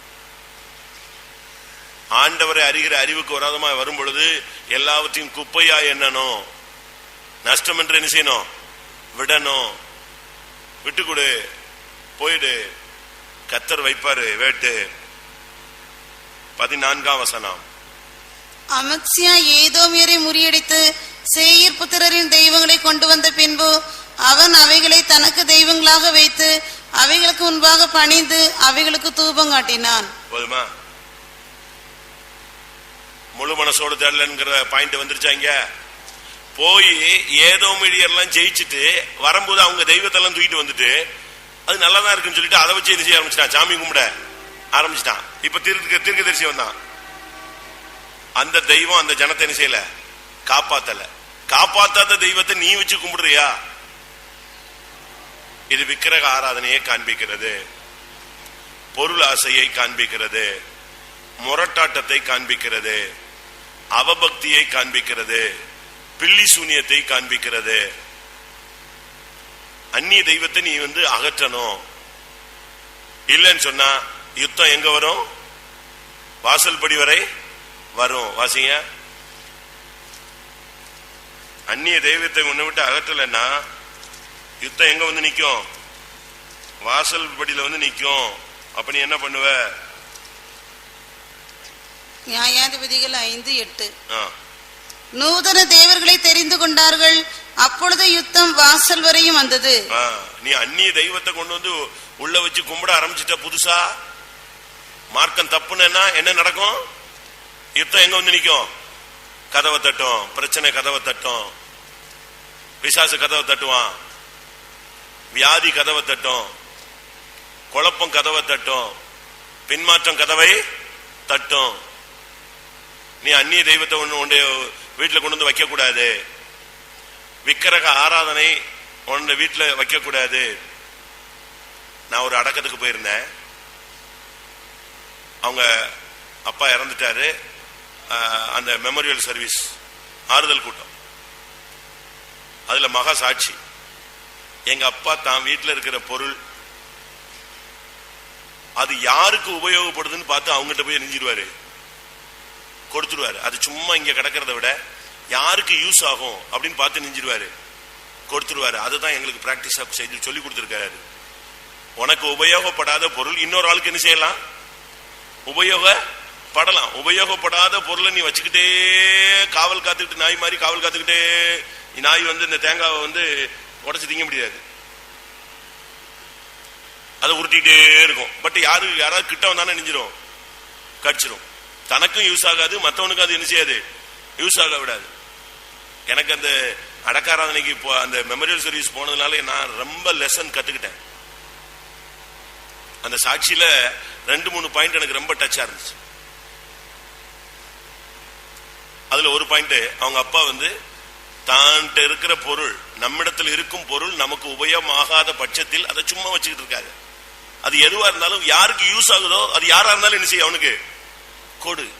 அப்படி பார்த்தா நம்ம வீட்டுல யூஸ் இல்லாம எவ்வளவோ பொருள் வச்சிருக்கோம், ஆனா யாருக்கு கொடுக்க மாட்டோம். கொடுப்பேன் அப்படின்னு சொல்றவங்க எல்லாம் கை வைத்துங்க பாப்போம். யாரு கொடுத்தா? அது என் பிள்ளை கல்யாணத்துக்காக வாங்கி, பிள்ளை இப்ப தான் பிறந்திருக்கு. இனி 20 வருஷத்துக்கு பிறகு அந்த பிள்ளைக்கு இப்பவுமே பாத்திரம்லாம் என்ன செய்யறாங்களா? சேர்த்து வைக்கிறாங்களா? சேர்த்து வையே. அப்படியா? ஆண்டவருக்கு எல்லாம் தெரியுங்க. எந்த பிள்ளைக்கு எப்படி செய்யணும்னு என்ன செய்யும் தெரியும். இவன் பாருங்க, இருக்கிற தெய்வத்தெல்லாம் கொண்டு வந்து இவன் வச்சு சாமி கும்பிட ஆரம்பிச்சான். விக்கிரக ஆராதனை, பொருளாசை என்னும் விக்கிரகம். அடுத்து 1 சாமுவேல் என்ன சொல்லியிருக்கு? இந்த விக்கிரக ஆராதனை எதுக்கு சரி? 1 சாமுவேல் 15:23. இரண்டகம் பண்ணுதல் பிள்ளை சுனி பாவத்திற்கும், முரட்டாட்டம் பண்ணுதல் அவபக்திக்கும் விக்கிரக ஆராதனைக்கும் சரியா? முரட்டாட்டம் பண்ணுதல் விக்கிரக ஆராதனைக்கு சரி. சிலர்லாம் முரட்டாட்டம் பிடிக்கிறாங்க, அப்படியே நிப்பாங்க. சில பசங்களை போட்டு அடி அடின்னு அடிங்க, ஆனா சுத்தி சுத்தி அதுல தான் நிப்பான், அதே இதுல நிப்பான். அதுக்கு என்ன செய்யணும்? சரியா கொடுக்கணும். அது மறக்கிற வரைக்கும் என்ன செய்யணும்? கொடுக்கணும். ஈரோட்ல ஒரு பையன், அவங்க வீட்டுல எப்பவும் பைக்கு பத்தி சண்டை போட்டுக்கிட்டே இருப்பான். சின்ன பையன் தான். எனக்கு அதை வாங்கித்தா, அதை வாங்கித்தா, அதை வாங்கித்தா. காலையில போனா, சாயங்காலம் வந்தா, சாப்பிட உட்காந்தா. அவங்க கடைசியில போய் பிரதர்கிட்ட போய் சொல்லி கொடுத்தாங்க. அந்த பிரதர் வந்து ஒரு நாள் விட்டாரு அடி, சும்மா சரியான ரைடு கொடுத்தாங்க. அதோட அந்த வண்டி ஆவியா அவனை விட்டு நெஞ்சிருச்சு, ஓடியே போச்சு. இப்பெல்லாம் அப்படி கண்டிக்க முடியுமா? கண்டிக்கலாம், பாவம் கிடையாது, தவறு கிடையாது.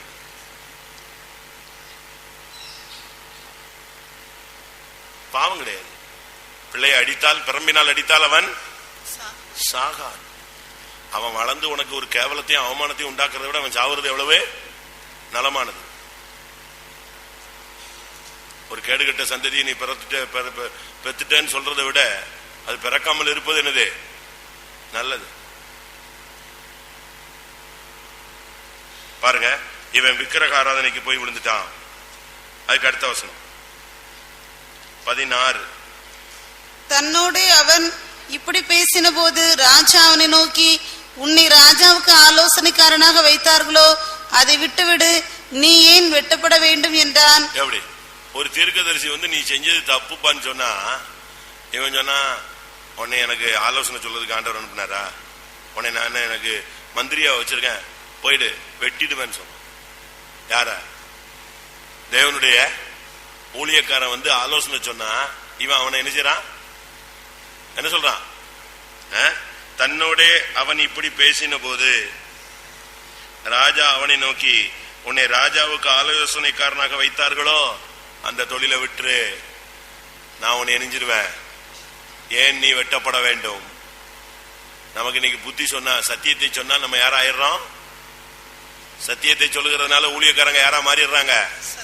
சத்துருவா மாறிடுறாங்க. போகாத, வேண்டாம், உன் வாழ்க்கை முடிஞ்சு போயிடும், அவசியம் இல்ல, தப்பு பண்ணாத, சொல்லத்தான் செய்ய முடியும். இவன் சொல்றான், உன்னை யாரு எனக்கு ஆலோசனைக்காரனா வச்சது? வெட்டுப்பட்டுருவ, ஓடுன்னு சொல்ல. இன்னைக்கு நம்ம வந்து நமக்கு ஆலோசனை சொன்ன, இப்ப அம்மா வந்து ஆலோசனை சொல்றாங்க, பையன் என்ன சொல்றான்? வேலையை பாரு. புருஷன் வந்து ஆலோசனை சொல்ற, மனைவி உங்க வாயை மூட்டு கொஞ்ச நேரம் இருக்கீங்களா அப்படிங்க. எப்படி மனைவி போய் சொன்னா புருஷன் சொல்றான், ஆமா நீ சொல்லிதான் கேட்கணும், நானு எனக்கு எல்லாம் தெரியும், வேலையை பார்த்து போ. இப்படி ஒருத்தர் சொல்லி கடைசியில் தேவ ஆலோசனை அங்க என்ன செய்யுது? அடிபட்டு போய் விடுகிறது. நீங்க யோசிச்சு பாருங்க, நம்முடைய வாழ்க்கை எப்படி இருக்குன்னு பாருங்க. நமக்கு ஆலோசனை சொன்னவங்கள்ட்ட எல்லாம் நீங்க கீழ்ப்படிஞ்சீங்களா? உனக்கு ஆலோசனை சொன்ன கர்த்தரை துதித்தாயா? ஆலோசனை கொடுத்தவங்களுக்கு எல்லாம் நீ நன்றி சொன்னியா? இல்ல அதை விட்டுட்டு அவனை அடிக்க போயிட்டியா? நீ என்ன சொல்றது, நான் என்ன கேட்கறது? ஒரு பிள்ளை ஒரு தப்புன்ட்டா, நான் அதை என்கொயரி பண்ணேன்.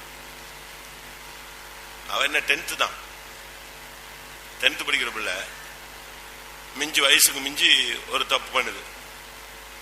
அப்ப நான் பிடிச்சு என்கொயரி பண்ணிட்டு இருக்கேன். அந்த தாய்க்கு வந்து அதனுடைய ஒரிஜினல் தவறு என்ன செய்ய முடியல, கண்டுபிடிக்க முடியல. நான் ஒரு 5 நிமிஷத்துல கண்டுபிடிச்சிட்டேன். கண்டுபிடிச்சு மாட்டிக்கிச்சு. மாட்டின உடனே நான் சாத்திட்டேன். உடனே அவங்க அம்மாவுக்கு இந்த உண்மை தெரிஞ்ச உடனே அவங்களும் என்னோட சேர்ந்து அடிக்க ஆரம்பிச்சிட்டாங்க. நான் அடிச்சா வாங்கிக்கிச்சு, ஏன்னா வழி இல்லை. உடனே அது அவங்க அம்மா பார்த்து சொல்லுது, என்ன அடிக்கிறியா, அடி, கொன்று அப்படிங்குது. படிக்கிற 15 வயசு, அது சொல்லுது அடிக்கிறியா, அடி, கொன்று கொன்று, எதுக்கு வச்சிருக்கிற போ. நான் திருப்பி அடிச்சே கொண்டேன், அடி வெளுத்துட்டேன். ஆனா இன்னைக்கு நல்லா தெரிஞ்சிருச்சுன்னு வச்சுக்கோங்களேன். நம்ம பிள்ளைங்களுடைய நிலவரத்தை பாருங்க. பிளேட்ல அது படிச்சது 10th, பிளேட்ல அந்த பையன் பேரை நெஞ்சிருக்கு, கையில எழுதி வச்சிருக்கு, வெட்டி இருக்கு. அழகா கல்வெட்டு மாதிரி தான் கையில என்ன எழுதியிருக்கு, படிக்கிறது 10th, புத்தி எங்க போச்சு பாத்தீங்களா? பிளேட்ல எழுதி வச்சிருக்க அந்த எவனோ ஒரு முட்டாள் பெயரை. அது அந்த அம்மாவுக்கு தெரியாது. அந்த அம்மா வீட்டிலேயே தான் அந்த பிள்ளை இருக்கு, வீட்டில தான் குளிக்குது, வீட்டில தான் குடிக்குது, வீட்டில தான் சாப்பிடுது, வீட்டில தான் ட்ரெஸ் மாத்துது. இந்த தாய்க்கு என்ன செய்யாது, அது தெரியாது. நான் ஒரு செகண்ட்ல கண்டுபிடிச்சிட்டேன். அது எதேச்சியா பிடிச்சிட்டாரு.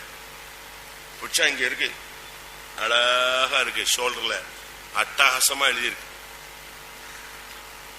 எப்படி இருக்கும் பொல்லாத ஆவி. இத போய் இன்னொருத்தனுக்கு கல்யாணம் கட்டி கொடுத்தா என்ன ஆகுறது? அவன் திருப்பி சாகர வரைக்கும் அடிப்பான். அப்படித்தானே? அடிப்பான்ல. இப்படித்தான் பெந்தகோஸ்துல பிள்ளைங்க பெற்றோர்கள் அந்த பிள்ளைகளை சரியா வளர்க்க தெரியல. பெருக்க தெரிஞ்சதை தவிர என்ன செய்யல, அதை மேக் பண்ண தெரியல. அழகா தெய்வீகமா வளர்க்கணும். பேச்சு, சிரிப்பு, பழக்க வழக்கங்கள் உட்காந்து கொண்டு போகணும். நாமே ஃபுல்லா நம்மளே தறிக்கணத்தை அடிச்சுக்கிட்டு இருந்தா திருப்பி பிள்ளை எப்படி இருக்கும்? வேறு பரிசுத்தமா இருந்தால் கிளைகள் பரிசுத்தமா இருக்கும். வேறு வேப்ப மரமா இருந்தா கிளைகள் வேப்ப மரமா தான் இருக்கும். கவனமா இருக்கணும். நான் சொல்றது உங்களுக்கு ரொம்ப கஷ்டமா இருக்கும். ஆனா ஆவிக்குரியவர்கள் இந்த உபதேசத்தை ஏற்றுக்கொள்வார். நம்ம பிள்ளைகள் எல்லாம் ரொம்ப கவனமா வளர்க்கணும். இல்லைன்னா உனக்கு பிற்காலத்துல இது சோறும் போடாது, உனக்கு கேவலத்தையும் அவமானத்தையும் லட்சையும் உண்டாக்கிட்டு போயிடும். அது உனக்கு சோறு போடாட்டாலும் பரவாயில்ல, ஒழுங்கா வளர்த்துரு. அது பிற்காலத்துல உனக்கு உதவி இல்லாவிட்டாலும் போனாலும் பரவாயில்ல, அதை தெய்வீகமா என்ன செஞ்சிடுங்க, வளங்க. அதான் நம்முடைய கடமை. இவன் என்ன பண்ணா, ஊழியக்காரனை அடிக்கிறதுக்கு ட்ரை பண்ணா, வெட்டிடுவேன் உன்னைய அப்படிங்கிறான். இதுக்கு பிறகு ஆண்டவர் வைப்பாரா? 17ஆம் வசனம். பின்பு யூதாவின் ராஜாவாகிய அமத்சியா யோசனை பண்ணி யெகூவின் குமாரனாகிய யோவாசின் புத்திரன் யோவாஸ் என்னும் இஸ்ரவேலின் ராஜாவுக்கு நம்முடைய சாமர்த்தியத்தை பார்ப்போம் வா என்று சொல்லி அனுப்பினான். சும்மா இருக்கிறான், சண்டை இழுக்கிறான் பாருங்க. அவன் சும்மா இருக்கிறான், இஸ்ரவேலின் ராஜா சும்மா இருக்கிறான்.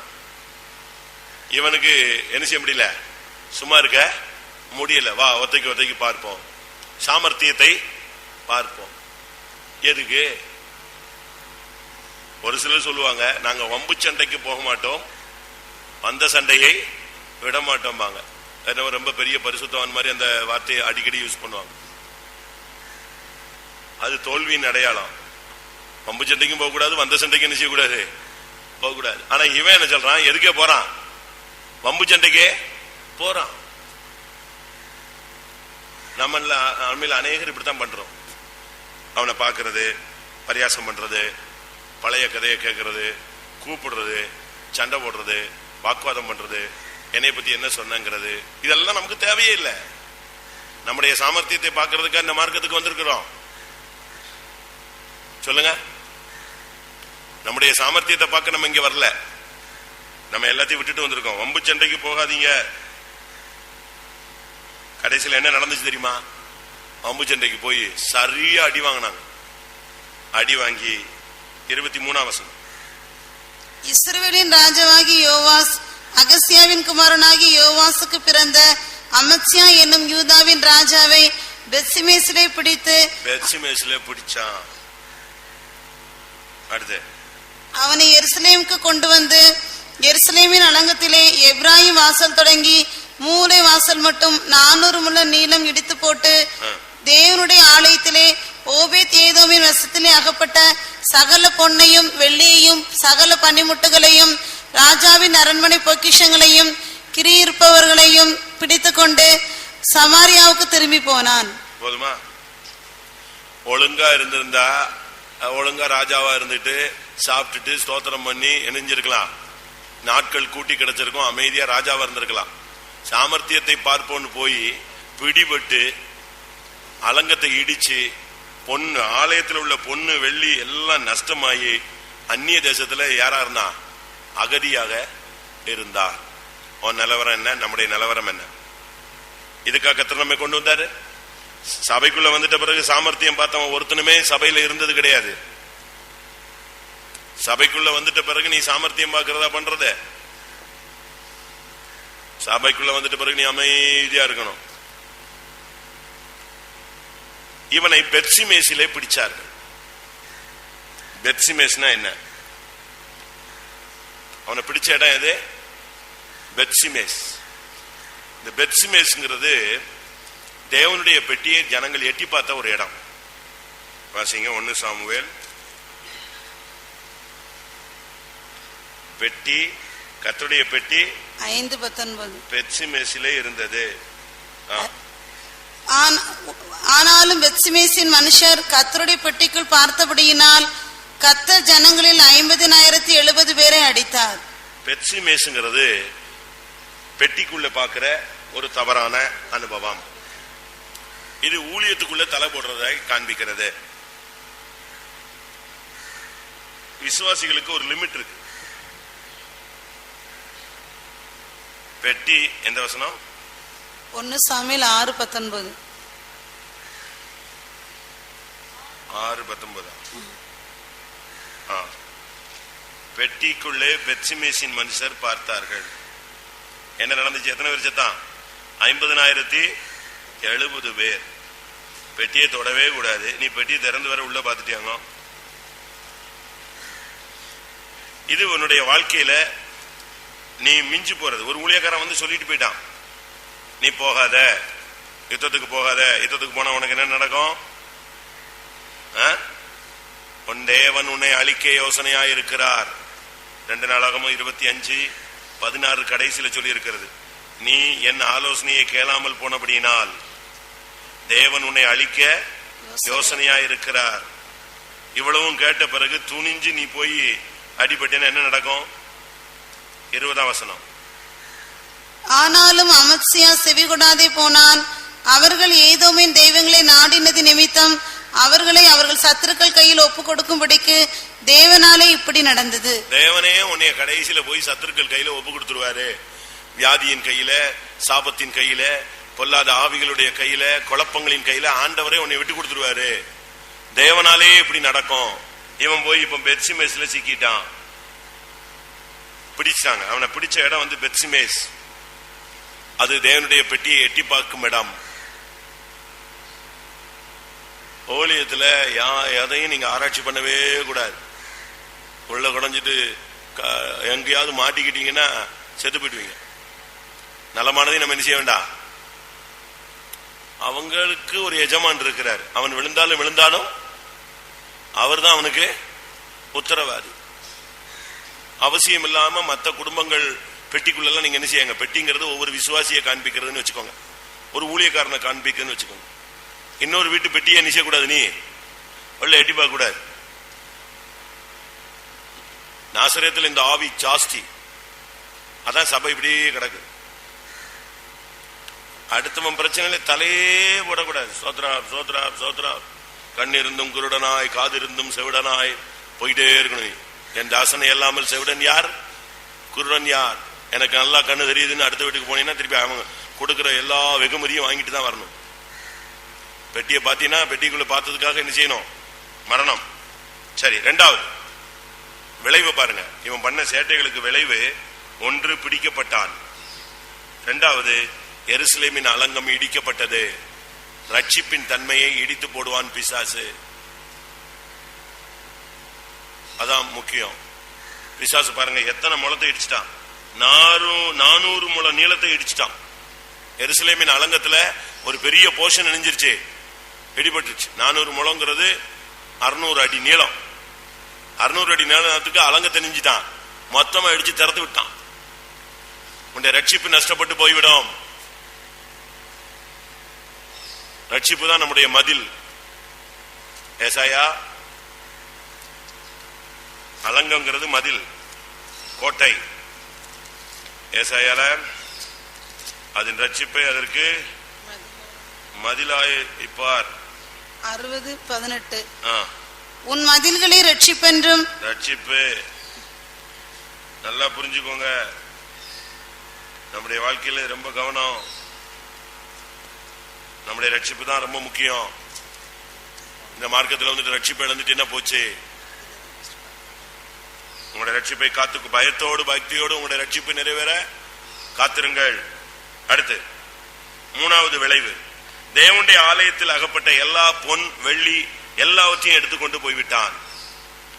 உன்னுடைய விசுவாசம் நஷ்டப்படும். பொன், உன்னுடைய விசுவாசம் நஷ்டப்படும். கவனிச்சுக்கங்க. ஆவிக்குரிய ஜீவியத்தில் நீங்க ஸ்டெப் மாறி கால் வச்சிட்டீங்கன்னா உங்களுடைய விசுவாசம் போயிடும். வெள்ளி நம்பிக்கையை காண்பிக்கிறது.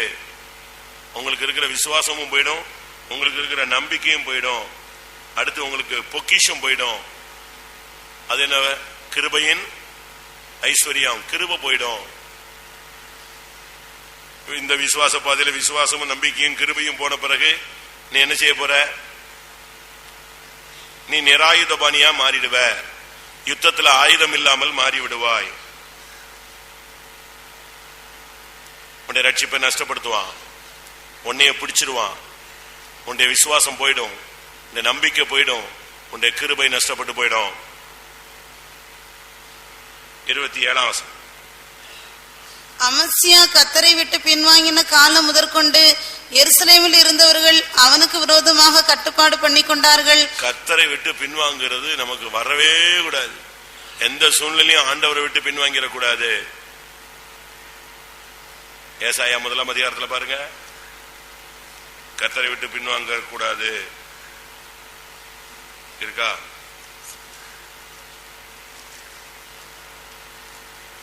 இல்லையா? 1:4. கர்த்தரை விட்டு இஸ்ரவேலின் பரிசுத்தருக்கு கோபம் உண்டாக்கி பின்வாங்கி போனார்கள். செப்பனியா 1:6. கர்த்தரை விட்டு பின்வாங்குகிறவர்களையும் கர்த்தரை தேடாமலும் அவரை குறித்து விசாரியாமலும் இருக்கிறவர்களையும் இவ்விடத்தில் இராதபடிக்கு சங்காரம் பண்ணுவேன். கர்த்தரை தேடலன்னா நீ இந்த சபையில இருக்க முடியாது. சங்காரம் பண்ணுவாரு. கர்த்தரை விட்டு என்ன செய்யக்கூடாது? எக்காரணத்தை முன்னிட்டும் பின்வாங்க கூடாது. அவரை விட்டு விலகக்கூடாது. எபிரேயர்ல வாசிக்கிறோம், அவரை விட்டு விலகுறதுக்கு ஏதுவான அவிசுவாசம் உள்ள பொல்லாத இருதயம் உங்களில் இராதபடி எச்சரிக்கையா இருங்கள். 3:12. சகோதரரே, ஜீவனுள்ள தேவனை விட்டு விலகுகிறதற்கு ஏதுவான அவிசுவாசம் உள்ள பொல்லாத இருதயம் உங்களில் ஒருவனுக்குள்ளும் இராதபடிக்கு நீங்கள் எச்சரிக்கையா இருங்கள். எப்ப கர்த்தரை விட்டு பின்வாங்கினானோ அன்னையில இருந்து பிரச்சனை, அடுத்த பிரச்சனை உருவாயிடுச்சு. அவன் தேசத்துல இருக்கிறவங்களே அவனுக்கு ஆப்போசிட்டா மாறிட்டாங்க. அவன்கிட்ட இருக்கிறவங்களே அவனுக்கு ஆப்போசிட்டா மாறியாச்சு. எருசலேமில் அவனோடு இருந்தவர்களே அவனுக்கு விரோதமாய் கட்டுப்பாடு பண்ணி கொண்டார்கள். நல்லா கவனிச்சுக்கங்க சத்தியத்தை. ஒரு மனுஷனுடைய நிலவரம் எப்படி இருக்கு பாருங்க. தேவனின் அமத்சியா என்றால் தேவனுடைய வல்லமை. ஒரு அருமையான தாய். எருசலேமில் 25 வயசுல ராஜாவாகி 29 வருஷம் 54 வயசு வரைக்கும் ராஜாவா இருந்த ஒரு மனுஷன். ஆனா இவனுடைய நிலவரம் என்ன? முழு மனதோடு கர்த்தரை சேவிக்கவில்லை. பழி வாங்கினான், யுத்தத்துக்கு புறப்பட்டான், பணத்தை வீணாக்கினான், ஆட்களை சேர்த்தான், தீர்க்கதரிசியை எதிர்த்தான், சண்டைக்கு இடம் கொடுத்தான். கடைசியில முடிவு, பெத்சிமேசில் பிடிபட்டான், அலங்கம் இடிபட்டது, ஆலயத்தினுடைய பொன் வெள்ளி நஷ்டமடைந்தது, பொக்கிஷங்கள் எல்லாம் சிறைப்படுத்தப்பட்டது, கொள்ளையாடப்பட்டது. நம்பிக்கை இழந்து விசுவாசத்தை இழந்து ஒன்றுமில்லாத ஒரு நிலவரத்துக்கு போனான். இப்பொழுது கர்த்தரை விட்டு முற்றிலுமாய் பின்வாங்கி விட்டான். இப்பொழுது அவனுடைய சூழ்நிலை, அவனோடு இருந்தவர்களே அவனுக்கு விரோதமாய் கட்டுப்பாடு பண்ணினார்கள். கடைசி 27 அடுத்த பகுதி. அதிநிமித்தம் அவன் லாகீசுக்கு ஓடி போனான். ஆனாலும் அவன் பிறகு லாகீசுக்கு மனுஷரை அனுப்பினார்கள். அவர்கள் அங்கே அவனை கொன்று போட்டு குதிரைகள் மேல் அவனை எடுத்து வந்து யூதாவின் நகரத்தில் அவன் பிதாக்கள் அண்டையிலே அடக்கம் பண்ணினார்கள். அவனை ஓட ஓட விரட்டி அங்க போய் கொன்னு அவனை குதிரையில தூக்கி போட்டு கொண்டு வந்து அடக்கம் பண்ணான். முடிவு பாத்தீங்களா எப்படி போச்சுன்னு? சரி, கடைசி பாயிண்ட். இவன் எங்க ஓடினா? சொல்லுங்க. லாகிஸ். லாகிஸுக்கு ஒரு அர்த்தம் பிடிவாதம். லாகிஸுக்கு ஒரு அர்த்தம் என்னது? பிடிவாதம். ஓடின இடம் எது? லாகிஸ். அங்கதான் செத்தான், அங்கேயே கொண்டுட்டான். பிடிவாதம். என்ன ஊழியக்காரங்க சொன்னாலும் இவங்க மாற மாட்டாங்க. பெரிய பாஸ்டர் வந்து சொன்னாலும் அப்படியே நிற்பாங்க. பிடிவாதம். வாதத்திலேயே மோசமான வாதம் என்னது? பக்கவாதம் கூட சுகமாயிடுதுங்க. ஆனா இந்த வாதம் என்ன செய்ய மாட்டேங்க, சாவத்தான் கொண்டு வருது. பிடிவாதம். அங்கே கொல்லப்பட்டான். நமக்குள்ள எப்படி இருக்கு? பிடிவாதம் இருக்கா? லாகிஸினுடைய 2 அர்த்தத்துல ஒரு அர்த்தம் பிடிவாதம். உன்னுடைய வாழ்க்கை எங்க இருக்கு? இன்னும் பாவத்துல பிடிவாதமா நிக்கிற, வைராக்கியத்துல பிடிவாதமா நிக்கிற, சண்டையில பிடிவாதமா நிக்கிற, பழி வாங்குறதுல பிடிவாதமா நிக்கிற, ஒப்புரவாக மாட்டேன் என்று பிடிவாதமா நிக்கிற, தாழ்ந்து போக மாட்டேன் என்று பிடிவாதமா நிற்கிறாய். அங்கே போக மாட்டேன், அங்கே வரமாட்டேன், இங்கே நிற்க மாட்டேன், இங்கே செய்ய மாட்டேன், அதை விட நான் ஒதுங்கி போகிறேன், நான் சபைக்கே வராமல் போய்விடுகிறேன். இதெல்லாம் என்ன பேச்ச? நீ லாகிஸுக்கா ஓடுற? பிடிவாதத்தின் ஆவியை விடுங்க. உபாகமம் 25:8. உபாகமம் 25:8. அப்பொழுது அந்த பட்டணத்து மூப்பர் அவனை அழைப்பித்து அவனோட பேசியும் அவன் அவளை விவாகம் பண்ணிக்கொள்ள எனக்கு சம்மதம் இல்லை என்று பிடிவாதமாய் சொன்னான். இந்த மனைவியை ஏத்துக்க முடியாது, இந்த புருஷனை ஏத்துக்க முடியாது அப்படின்னு பிடிவாதமா இருக்கு. எப்படி? அந்த பெண்ணை நான் ஏற்றுக்கொள்ள மாட்டேன் என்று அவன் என்ன செய்தான்? பிடிவாதம் பண்ணினான். இப்படிப்பட்ட ஒரு ஆவி இருந்தா எப்படி இருக்கும்? நமக்குள்ள இப்படி ஆவி இருக்கா?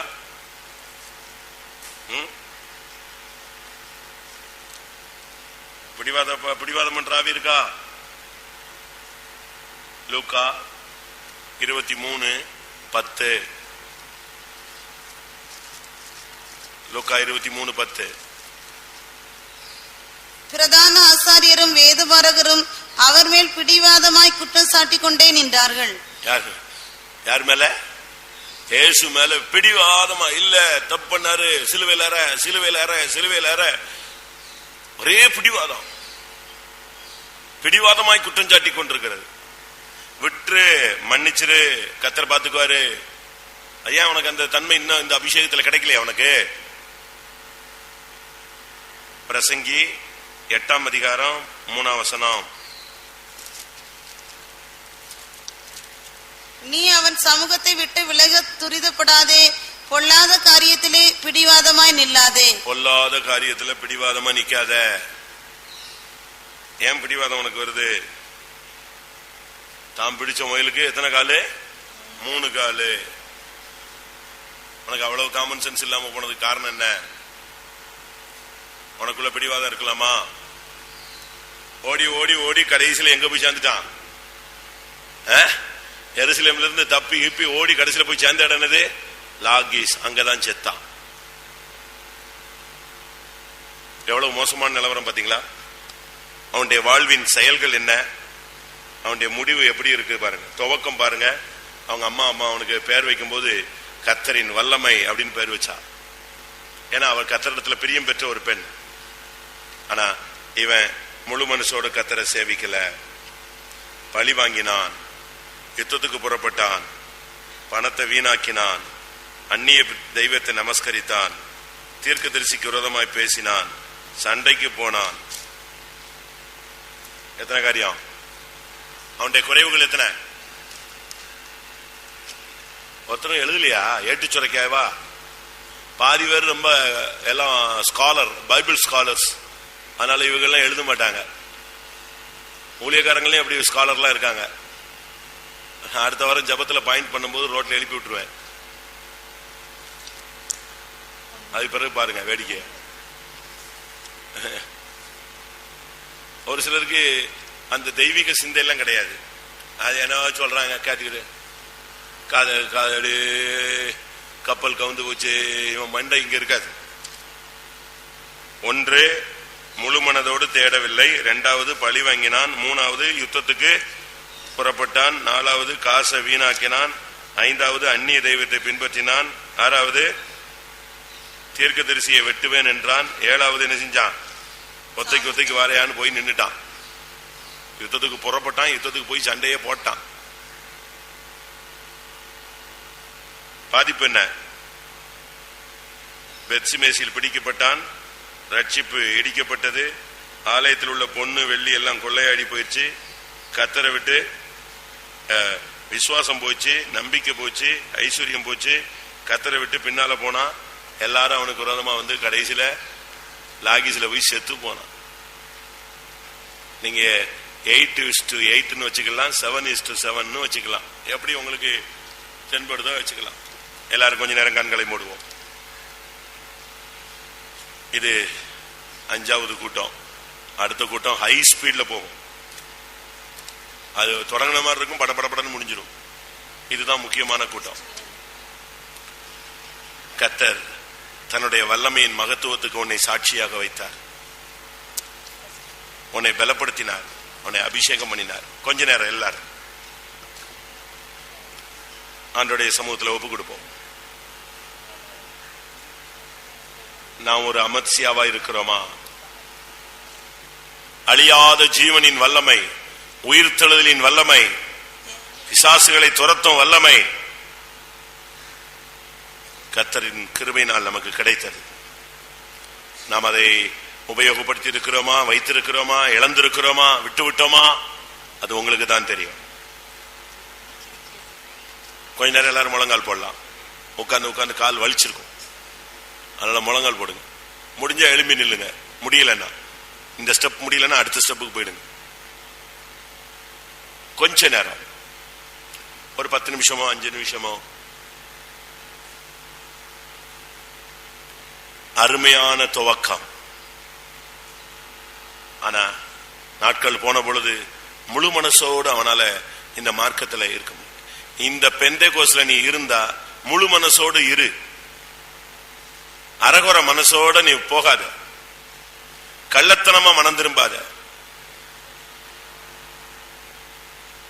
ராபோஜனத்துக்காக மனம் திரும்பாத, ராபோஜனத்துக்காக ஒப்புரவாகாதே, பரிசுத்தத்துக்காக, தெய்வீகத்திற்காக, பரலோகத்திற்காக, உனக்குரிய வாசஸ்தலத்தை பெற்றுக்கொள்ளும்படியாக மனம் திரும்பு, ஒப்புரவாகு.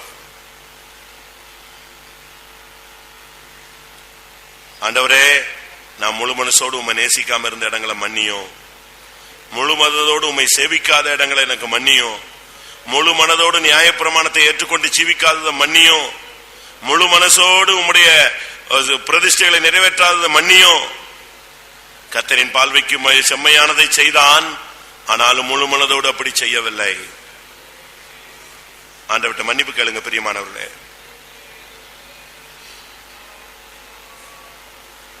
பழி வாங்காதீங்க, விட்டுருங்க. கர்த்தர் சொல்றார், நான் பழி வாங்குறேன். நீ பழி வாங்குறதை விட 1000 மடங்கு என்னுடைய பழி வாங்குதல் அதிகமா இருக்கும். நான் பழி வாங்குறேன், என் கையில யுத்தத்தை கொடு.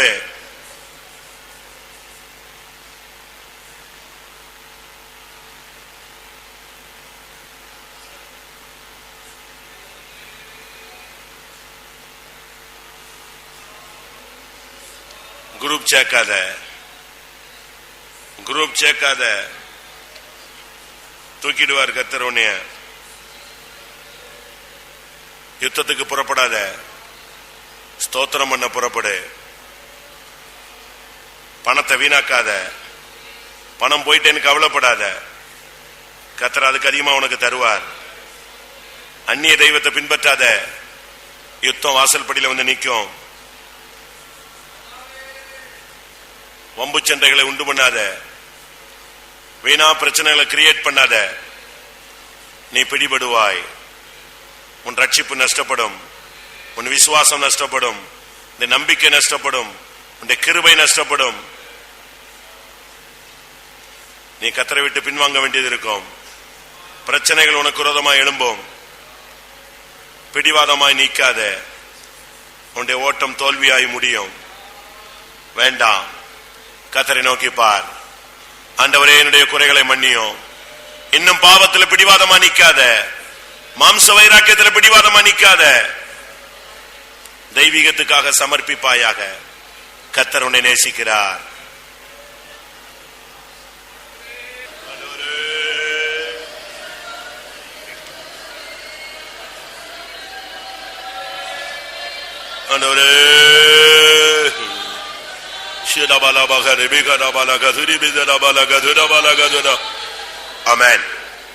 கர்த்தருடைய வல்லமையை பெற்ற நான் அநேக இடங்களில் நான் முழு மனதோடு கர்த்தரை சேவிக்கவில்லை, அன்பு கூறவில்லை.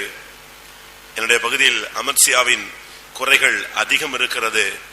அது நிமித்தம் அமர்சியாவை போல எத்தனையோ எதிர்விளைவுகளை சந்தித்து கிருபையை நஷ்டப்படுத்தி ரட்சிப்பை இழந்து பல விதங்களிலே நான் நிர்பந்தமான நிலவரத்தில் போல பொல்லாத காரியங்களில் பிடிவாதம் உள்ளவனாய் வாழ்ந்து விட்டேன். அப்படிப்பட்ட காரியங்களிலிருந்து கர்த்தர் என்னை விடுவிக்க வேண்டும், அவைகளின் வாழ்வை மேற்கொள்ள கூடாது என்று விரும்புகிறவர்கள் எழும்பி அறிக்கையிடலாம்.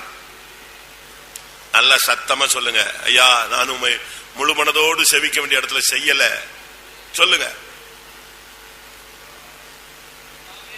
நான் முழு மனதோடு உண்மை அன்பு கூறவில்லை, முழு மனதோடு பிரமாணத்தை நிறைவேற்றவில்லை, முழு மனதோடு நான் பிரதிஷ்டையை கை கொள்ளவில்லை. இந்த சத்தம் தேவ சந்நிதியில எட்டட்டும்.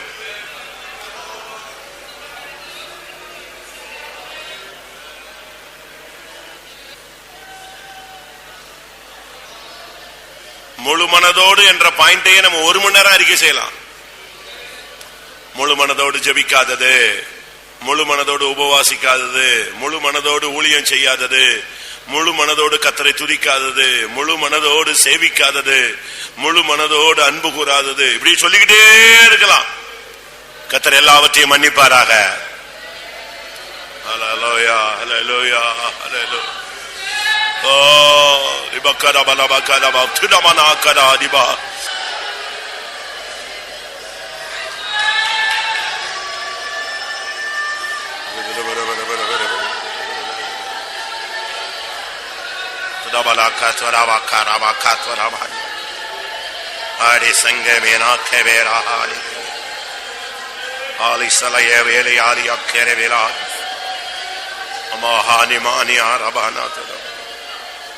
பெரியமளவில் நாம் 5 கூட்டத்தில் நம்முடைய குறைகளை உணர்ந்து இருக்கிறோம்.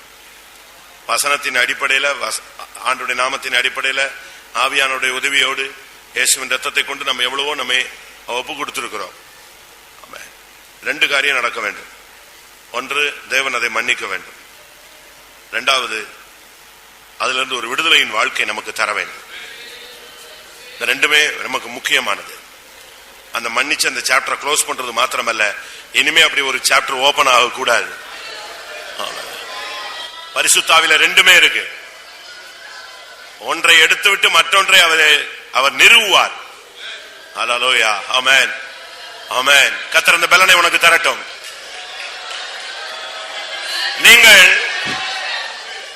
நீங்கள் கிருபைக்கு கீழ்ப்பட்டிருக்கிறபடினால் பாவம் உங்களை மேற்கொள்ள மாட்டாதே. நம்முடைய ஆவி, ஆத்மா, சரீரம் கிருபைக்கு கீழ்ப்படியட்டும். பாவம் உன்னை ஜெயிக்காது.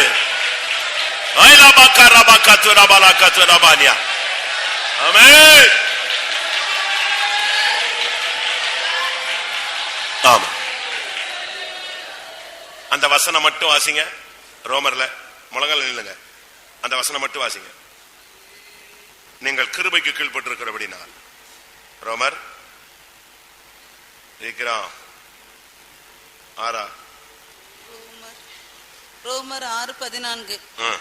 நீங்கள் நியாய பிரமாணத்திற்கு கீழ்ப்பட்டிராமல் கிருபைக்கு கீழ்ப்பட்டிருக்கிறபடியால் பாவம் உங்களை மேற்கொள்ள மாட்டாது. எல்லாரும் கண்ணை மூடுங்க. ஆண்டவரே, கிருபைக்கு கீழ்ப்பட்டிருக்கிற ஒரு கண் எனக்கு தாரும். கிருபைக்கு கீழ்ப்பட்டிருக்கிற காதுகள் எனக்கு தாரும். கிருபைக்கு கீழ்ப்பட்டிருக்கிற வாய் எனக்கு தாரும். கிருபைக்கு கீழ்ப்பட்டிருக்கிற கைகள் தாரும். கிருபைக்கு கீழ்ப்பட்டிருக்கிற முழங்கால்கள் தாரும். ஆண்டவரே, கிருபைக்கு கீழ்ப்பட்டிருக்கிற ஒரு சரீரத்தை எனக்கு தாரும். பாவம் அப்படியானால் என்னை மேற்கொள்ள முடியாது. எத்தனை பேருக்கு அப்படிப்பட்ட கிருபைக்கு கீழ்ப்பட்ட சரீரம் வேணும்? எத்தனை பேருக்கு கிருபைக்கு கீழ்ப்பட்டிருக்கிற ஆத்மா வேணும்? வாயத்திலே போனாரு. ஆண்டவரே, கிருபைக்கு கீழ்ப்பட்டிருக்கிற ஒரு சரீரத்தை தாரு. கிருபைக்கு கீழ்ப்பட்டிருக்கிற ஆவி ஆத்மா சரீரத்தை தாரு. ஆண்டவரே, ஐயா, கிருபைக்கு கீழ்ப்பட்டிருக்கிற ஒரு ஆவி ஆத்மா சரீரம் ஊழியம் ஜீவியம் தாரு, எனக்கு தாரு.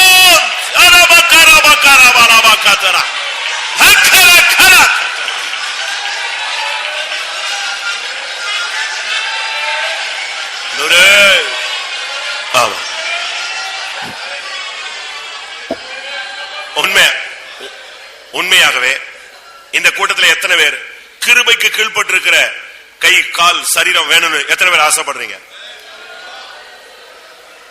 பாவத்துக்கு கீழ்ப்படுகிறது வேண்டாம், மாம்சத்துக்கு கீழ்ப்படுகிறது வேண்டாம், உலகத்துக்கு கீழ்ப்படுகிறது வேண்டாம், பிசாசுக்கு கீழ்ப்படுகிறது வேண்டாம், மனுஷனுக்கு கீழ்ப்படுகிற சரீரம் வேண்டாம். கிருபைக்கு கீழ்ப்படுகிற சரீரத்தை எனக்கு தாரும். போராடுங்க, விடாதீங்க. கிருபைக்கு கீழ்ப்பட்டிருக்கிற ஆவி ஆத்மா சரீரத்தை தாரும். மகானியாரா ஹால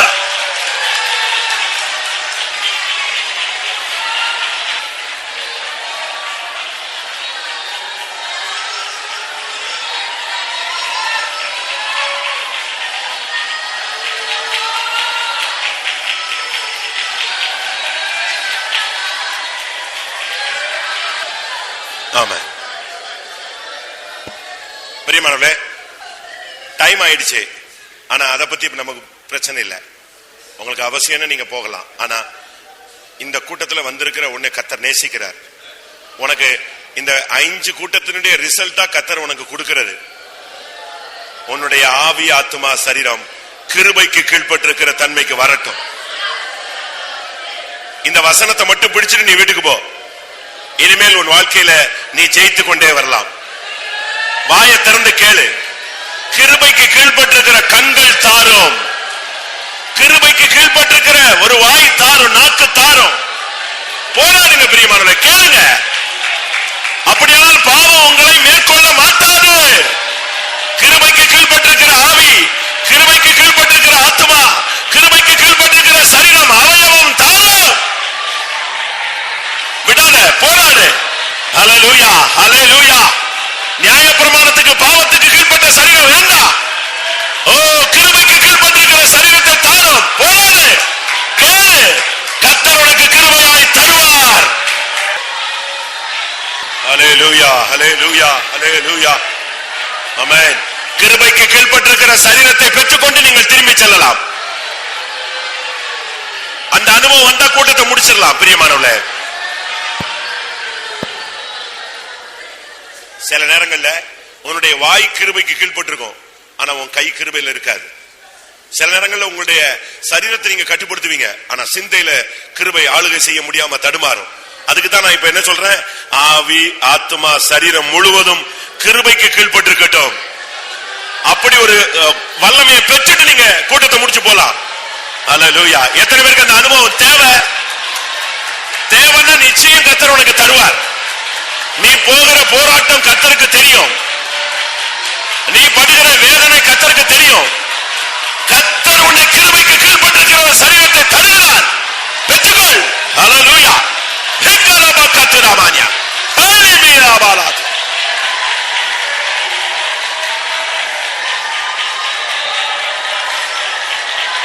ஹல்லேலூயா, ஹல்லேலூயா, ஹல்லேலூயா.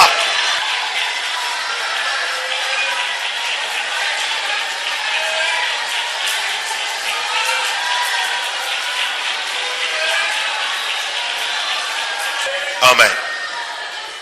நீ எத்தனையோ வருடங்களாக ஜெய ஜீவியத்துக்காய் பரிதபித்துக் கொண்டிருக்கிறாய். ஜெய ஜீவியத்தை நீ வாஞ்சிக்கிறாய், ஆனால் உன்னால் அது சாத்தியம் இல்லாமல் போய்விட்டது. ஆனா இன்றையிலிருந்து உன்னுடைய பரிதபிப்பை நிறைவு செய்யும்படியாக கர்த்தர் உன் சரீரத்தை, உன் ஆவியை, உன் ஆத்மாவை கிருபைக்கு கட்டுப்படுத்த போகிறார். ஆமென். நீ நிச்சயமா ஜெயிப்பாய். உலகத்தை ஜெயிப்பாய், மாம்சத்தை ஜெயிப்பாய், பிசாசின் வல்லமைகளை ஜெயிப்பாய். ஏனென்றால் உன் சரீரம் இப்பொழுது கிருபைக்கு கொண்டு கொடுக்கப்படுகிறது. கிருபையின் ஆவி உன்னை நிரப்பட்டும். ஹல்லேலூயா, ஹல்லேலூயா.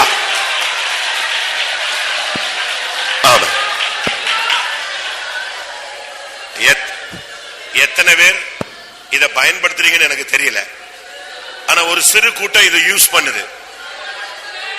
நீங்க வேணா பாருங்க, அவங்க கிருபையில ஜெயிச்சிருவாங்க. கேளு, கர்த்தாவே எனக்கு கிருபைக்கு கீழ்பட்டிருக்கிற கால்கள் தாரும், கிருபைக்கு கீழ்பட்டிருக்கிற முழங்கால் தாரும், கிருபைக்கு கீழ்பட்டிருக்கிற கைகள் தாரும். கேளு, கிருபைக்கு கீழ்பட்டிருக்கிற இருதயம் தாரும், கிருபைக்கு கீழ்பட்டிருக்கிற மைண்ட தாரும். ஆமென். வாயை திற, போராடு, கேளு. கேளுங்கள், பெற்றுக்கொள்வீர்கள். கேட்கிற எவனும் பெற்றுக் கொள்கிறான். உங்கள் சந்தோஷம் நிறைவாக இருக்கும்படி பெற்றுக் கொள்வீர்கள். வாயை திறங்க, வாயை திறந்து கூப்பிடு. இயேசுவே, கிருபைக்கு கீழ்பட்டிருக்கிற சரீரம் தாரும். ஹல்லேலூயா. கேளு, கேளு. அபிஷேகத்தினால கர்த்தர் உனக்கு கிருபையை தருவார். ஆவியின் மூலமாய் கிருபை உனக்குள் அருளப்படும்.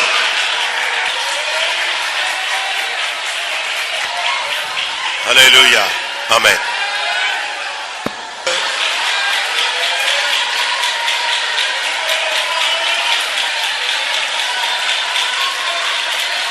ஹல்லேலூயா. ஹல்லேலூயா. ஏபாலா பாரியாலா பாக்கரா பாக்கத்வரா பானியா. ஆமென். நம்முடைய அறிவுக்கு தென்பட்ட எல்லாவற்றையும் ஆண்டவருடைய பாதத்தில் வச்சாச்சு. அவருடைய ரத்தம் அதை நீக்கி சுத்திகரித்து விட்டது. ஆனா இப்ப நம்ம திரும்பி போக போறோம். இனிமேல் நமக்கு எதிர்கொள்கிற வல்லமைகளை நம்ம ஜெயிக்கணும். அந்த சக்திக்கு தான் இப்ப டைம் நான் எடுத்துக்கிட்டே இருக்கேன். மறுபடியும் அதே ஃபேமிலி, அதே ஊழியம், அதே பாதை இப்படி வரும்போது நீங்க அதுல தோக்க கூடாது, ஜெயிக்கணும். அந்த ஜெயிக்கும் சக்திக்கு தான் இப்ப நம்ம இந்த டைம். ஜெயிக்கிற வல்லமையை பெற்றுட்டீங்கன்னா கூட்டத்தை முடிச்சிடலாம். எத்தனை பேருக்கு அது கிடைச்சிருச்சு? ஹல்லேலூயா. எத்தனை பேர் அதை ஃபீல் பண்றீங்க? ஆமென். என்னை ஜெயிக்க வைக்கக்கூடிய சக்தி என் மேல் இறங்கி கொண்டிருக்கிறது. ஹல்லேலூயா. அதுதான் கிருபை. ஹல்லேலூயா. கிருபையின் ஆவி, விண்ணப்பங்களின் ஆவி, வேண்டுதலின் ஆவி, ஜெயத்தின் ஆவி, உன்னை கட்டுப்படுத்தும் தேவ ஆவி. ஹல்லேலூயா.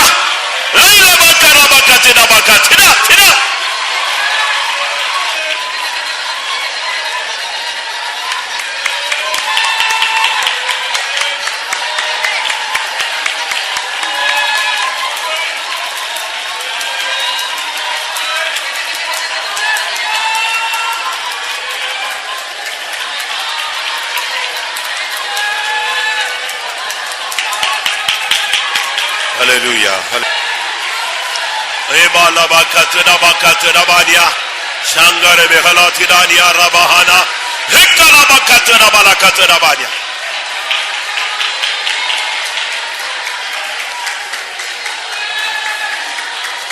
Hallelujah. Hallelujah. Hallelujah.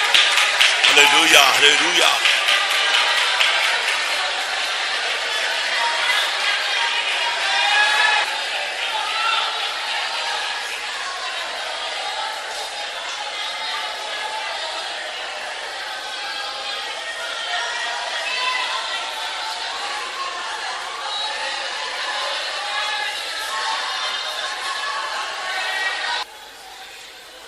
Hallelujah. Praise the Lord. Praise the Lord. கர்த்தருடைய சமூகத்துக்காய் ஸ்தோத்திரம் பண்ணுவோம். Praise the Lord. Praise the Lord. Praise the Lord. Praise the Lord. கர்த்தர் நம்மை சுத்திகரித்து பரிசுத்தமாக்கி கொண்டிருந்தபடினால ஸ்தோத்திரம் பண்ணுவோம். உண்மையாகவே அவர் தம்முடைய சபையை நேசிக்கிறார். அதற்காய் ஸ்தோத்திரம் பண்ணுவோம்.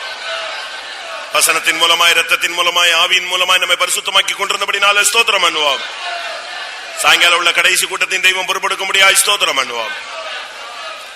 பரிசுத்தமுள்ள நல்ல ஆண்டவரே, இந்த ஆசீர்வதிக்கப்பட்டதான காலை கூட்டத்துக்காக உமக்கு நன்றி செலுத்துகிறோம்.